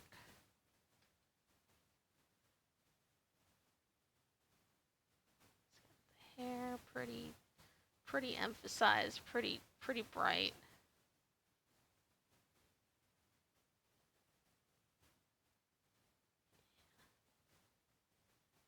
And somehow I managed to avoid shading her face this entire time. Foreheads tend to be shiny. That is just a law of foreheads. In fact, there are entire industries of makeup that focus on making your forehead less shiny so you don't look like you're sweaty. I don't wear makeup. It's a waste of time and money. That looks pretty good. Let's do another layer of multiply. Let's use that same blue from before. Just getting the inside areas of her robe.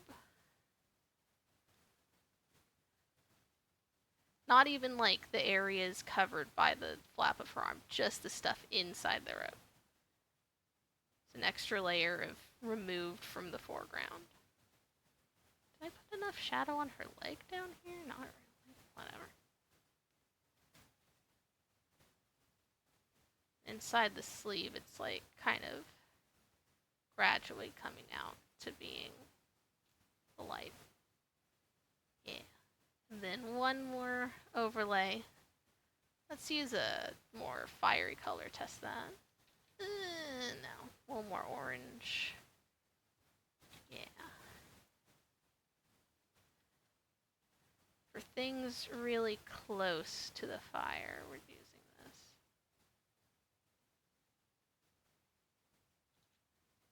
Not quite the same as the stark white on black shading for dark hair, but it's gonna kind of get the message across. And I'm probably going to change the opacity on this once I get it all done. But it's not quite this obvious. It's not very obvious on her skin at all, but that's fine. Because the hair is going to be where the shine is the most obnoxious. Yeah. Some of those anime hair shine wiggles, that's really fun to do.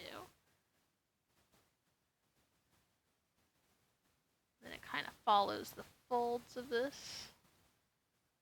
Got it on the other side as well, can't forget it.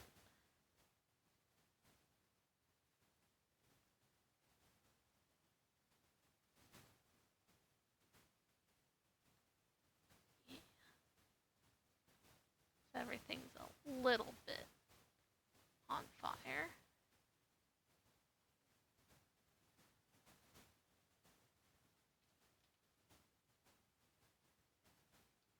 Yeah, this hand isn't going to be as obviously on fire.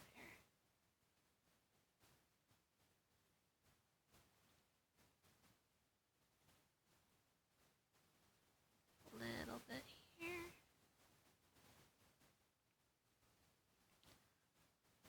And then let's set the opacity down on that. Maybe, now that I have them in place, I can mess with their saturation a little. And their lightness. And then mess with the opacity. Yeah, I like that. It's a little more subtle. So there she is. So, now I've got to pull from Kajiki's stuff. Do I want to use this highlight? Yeah, I had a highlight over everything before. But I don't need to use this one. Let's do... Positioning a layer above a group layer is tricky because you gotta get it to not be in the group layer on accident. There. Get our big airbrush. Let's get that same red. And holy shit, that's ridiculous. That's terrible looking. Let's put it to hue HSV. Wow. Setting the ocean on fire. Bring down the opacity. Maybe skew that a little more yellow. Barely there. Just a minor edit to add a little more warmth. Let's actually erase some of it, because I can do that.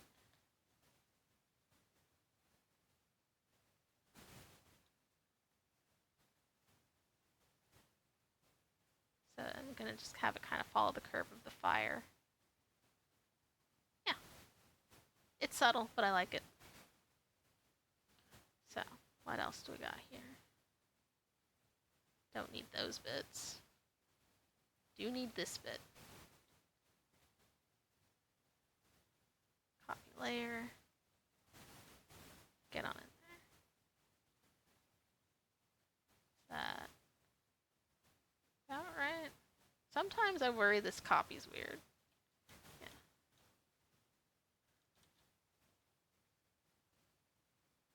I'm looking at like barely perceptible differences in the way it's aligned. That should be fine. I think. No, there's like a weird... what the fuck? Is it? Yeah, it's off. It's off center. The first time I did that with the background, it didn't do that shit. What am I?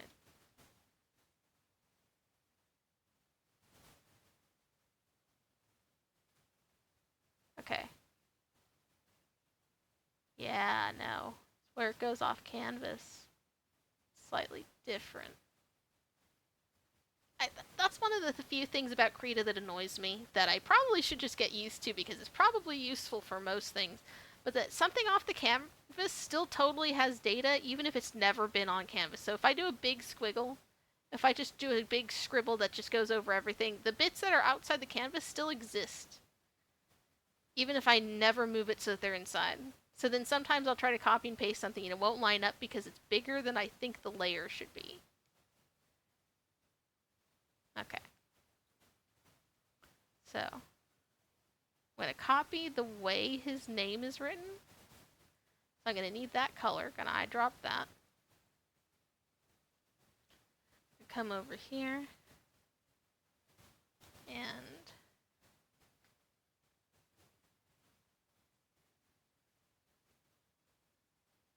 I'm doing this pseudo paintbrush kind of a look, but I'm not taking it too seriously.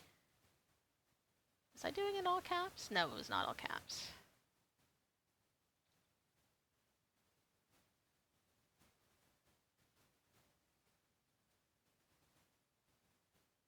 Yeah.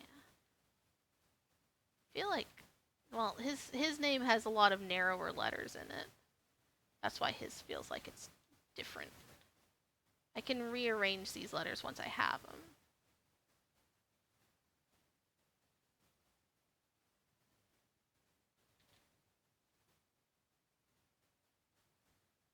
Ugh, I hate it.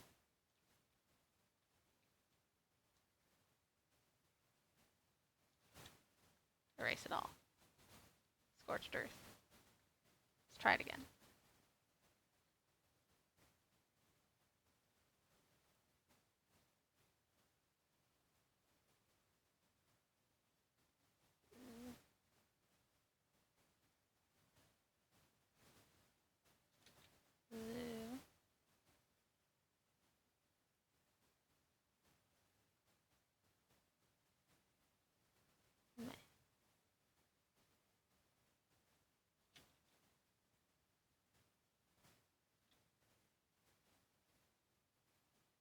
God, that's not really the same as what I did the last time.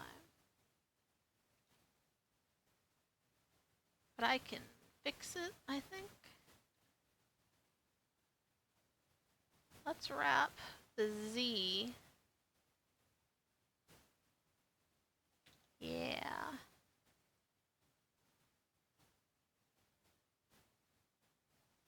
And then let's redo the U.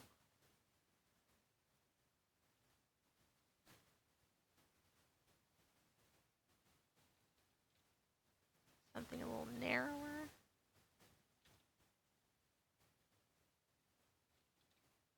And put the narrow side of the pseudo brushstroke on that side so that I can fit it closer to the rest. Yeah.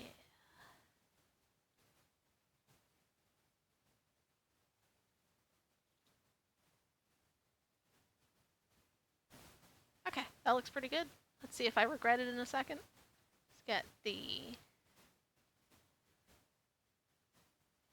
bit down here. Did I do anything with? Nah, it was just a regular underline, more or less.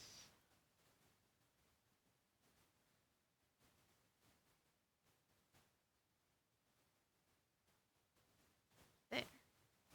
And then he also had a little underline that was a second layer of the same concept. So let's do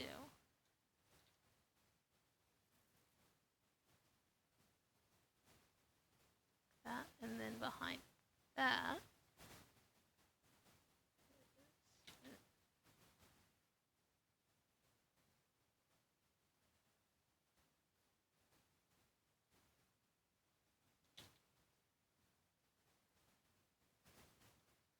Uzume. So I think I want that actually closer to the top. So I'm going to give them a group layer. Just going to call it name. And then put all those in there. And then move that whole thing. Feels like I had less space with Kajiki, but I also had the mega bit in the side. And Uzume doesn't have that, so.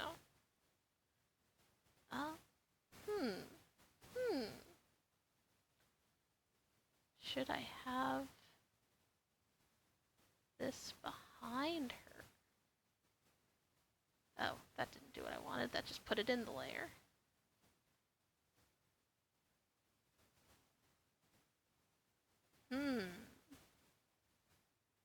Maybe.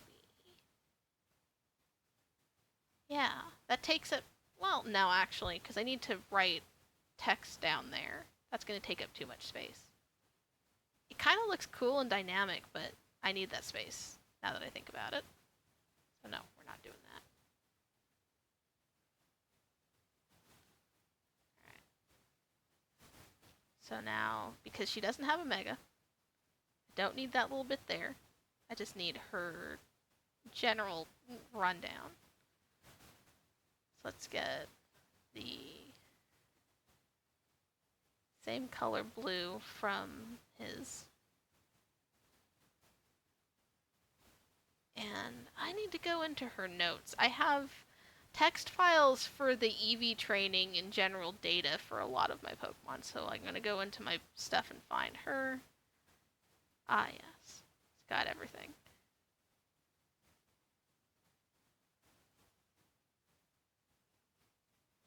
Although, some of the moves I put in here are still in question marks. Do I have... Yeah, okay, hold on. Sorry guys, I have the game next to me. I'm just gonna pop that open and get what I need. Oh my god, it's dusty. How did it get dusty? It's only been like a month. Motherfuck. Sorry, I'm just opening Alpha Sapphire so we can take a look at it. Yeah, you can't see it though. I'm just doing it. You might be able to hear it.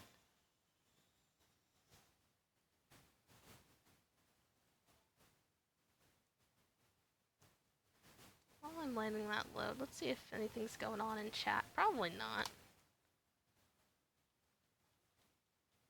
Yeah, no more messages in chat. That's fine.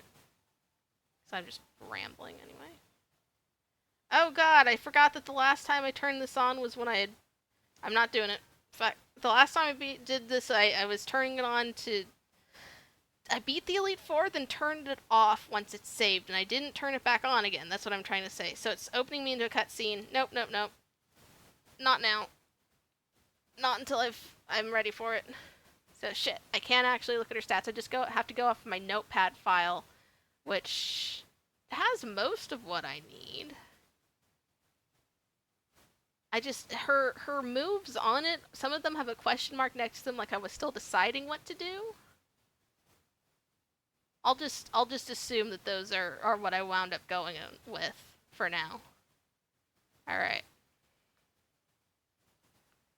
So, species first, right? Yes, species first. Mightyena.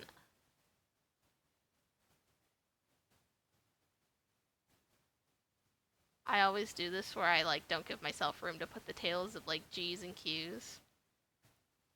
Not so bad this time though, but I've made it really narrow before.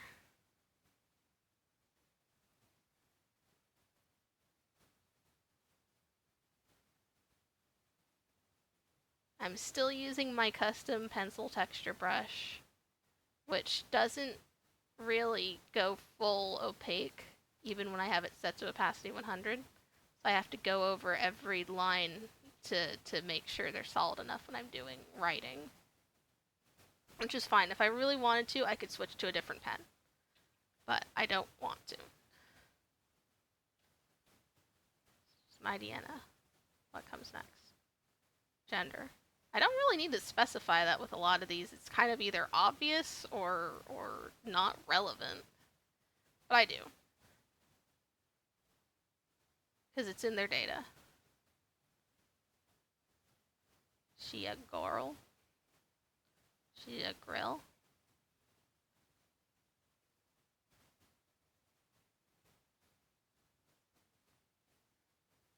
I only have done art like this for one Pokemon where it's not immediately obvious. Let me bring them up. Only once has there ever been anything that's not immediately clear from looking at them. This is Grenadine. That's a Ditto. They're a question mark because Dittos aren't anything. That's the only time having gender on here has ever meant something other than, well, you see it and it's got, like, eyelashes, doesn't it? That's a girl if it has eyelashes. Let's see. Relaxed nature. Is that what's next? Nature. Yeah. Relaxed.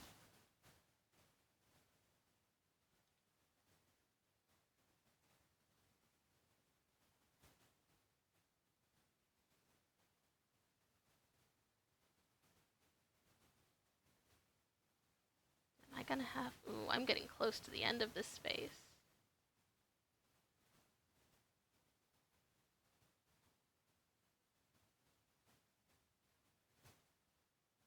Oof. Expert belt. I know that's what she had.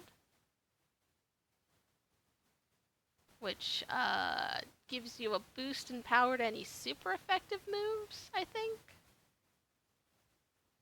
Just kind of seemed like a good match.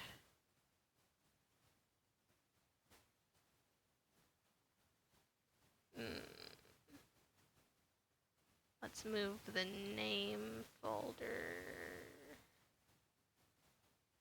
Yeah, that should give me space.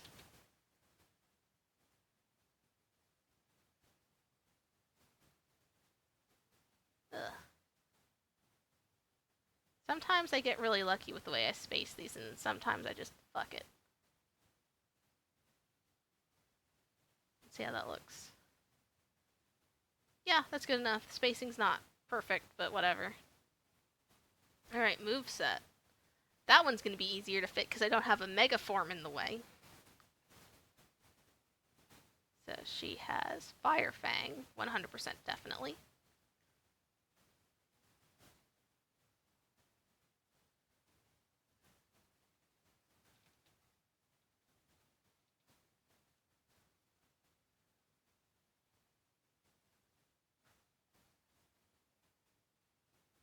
Ugh, another G. Good enough. She has Crunch, another bite move. She bites a lot.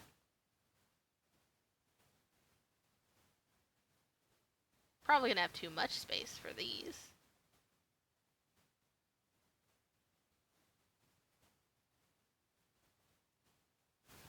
And then one of the ones with a question mark on it that I'm pretty sure I gave her was Sucker Punch. Because I think she just learns it naturally. It's either that or Snarl.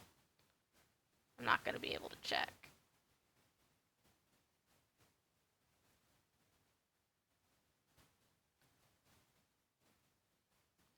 Speaking of, my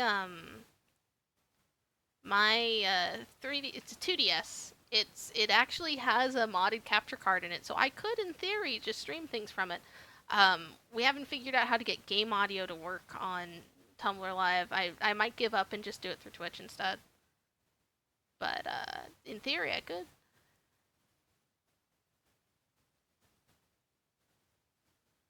And then the last question mark move, which I'm pretty sure I gave her. Pretty sure I've made the point of actually doing this. Return. Because her moveset's not very, like, broad. Why did I do an R there? I'm losing my ability to spell. Return. So their moveset's not particularly broad, but all my Pokemon from this team are EV trained. They have like max affection, so they all could use Return very well. And just I like the idea of her being, because she's supposed to be like the dancing and festival and merrymaking person. Like the idea that she has a love based move.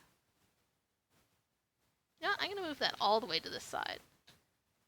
Kind of contrast with the other stuff being up there. It's balanced. So, do I need anything else? Feels like hers is more empty because his is so busy. But I think that's it. So I'm going to save that. And I'm going to save a PNG of it.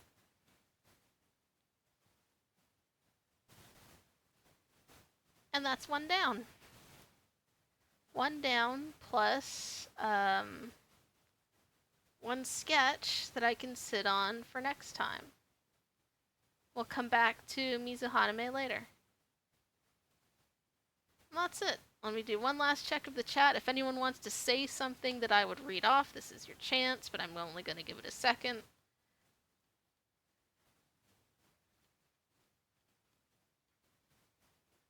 You're cool. Thanks, obviously, my boyfriend. You're cool too. I love you. Okay, I am turning off the stream. Have a good night. I'm gonna go do some other stupid bullshit with my life. Bye. End stream. Stop virtual camera.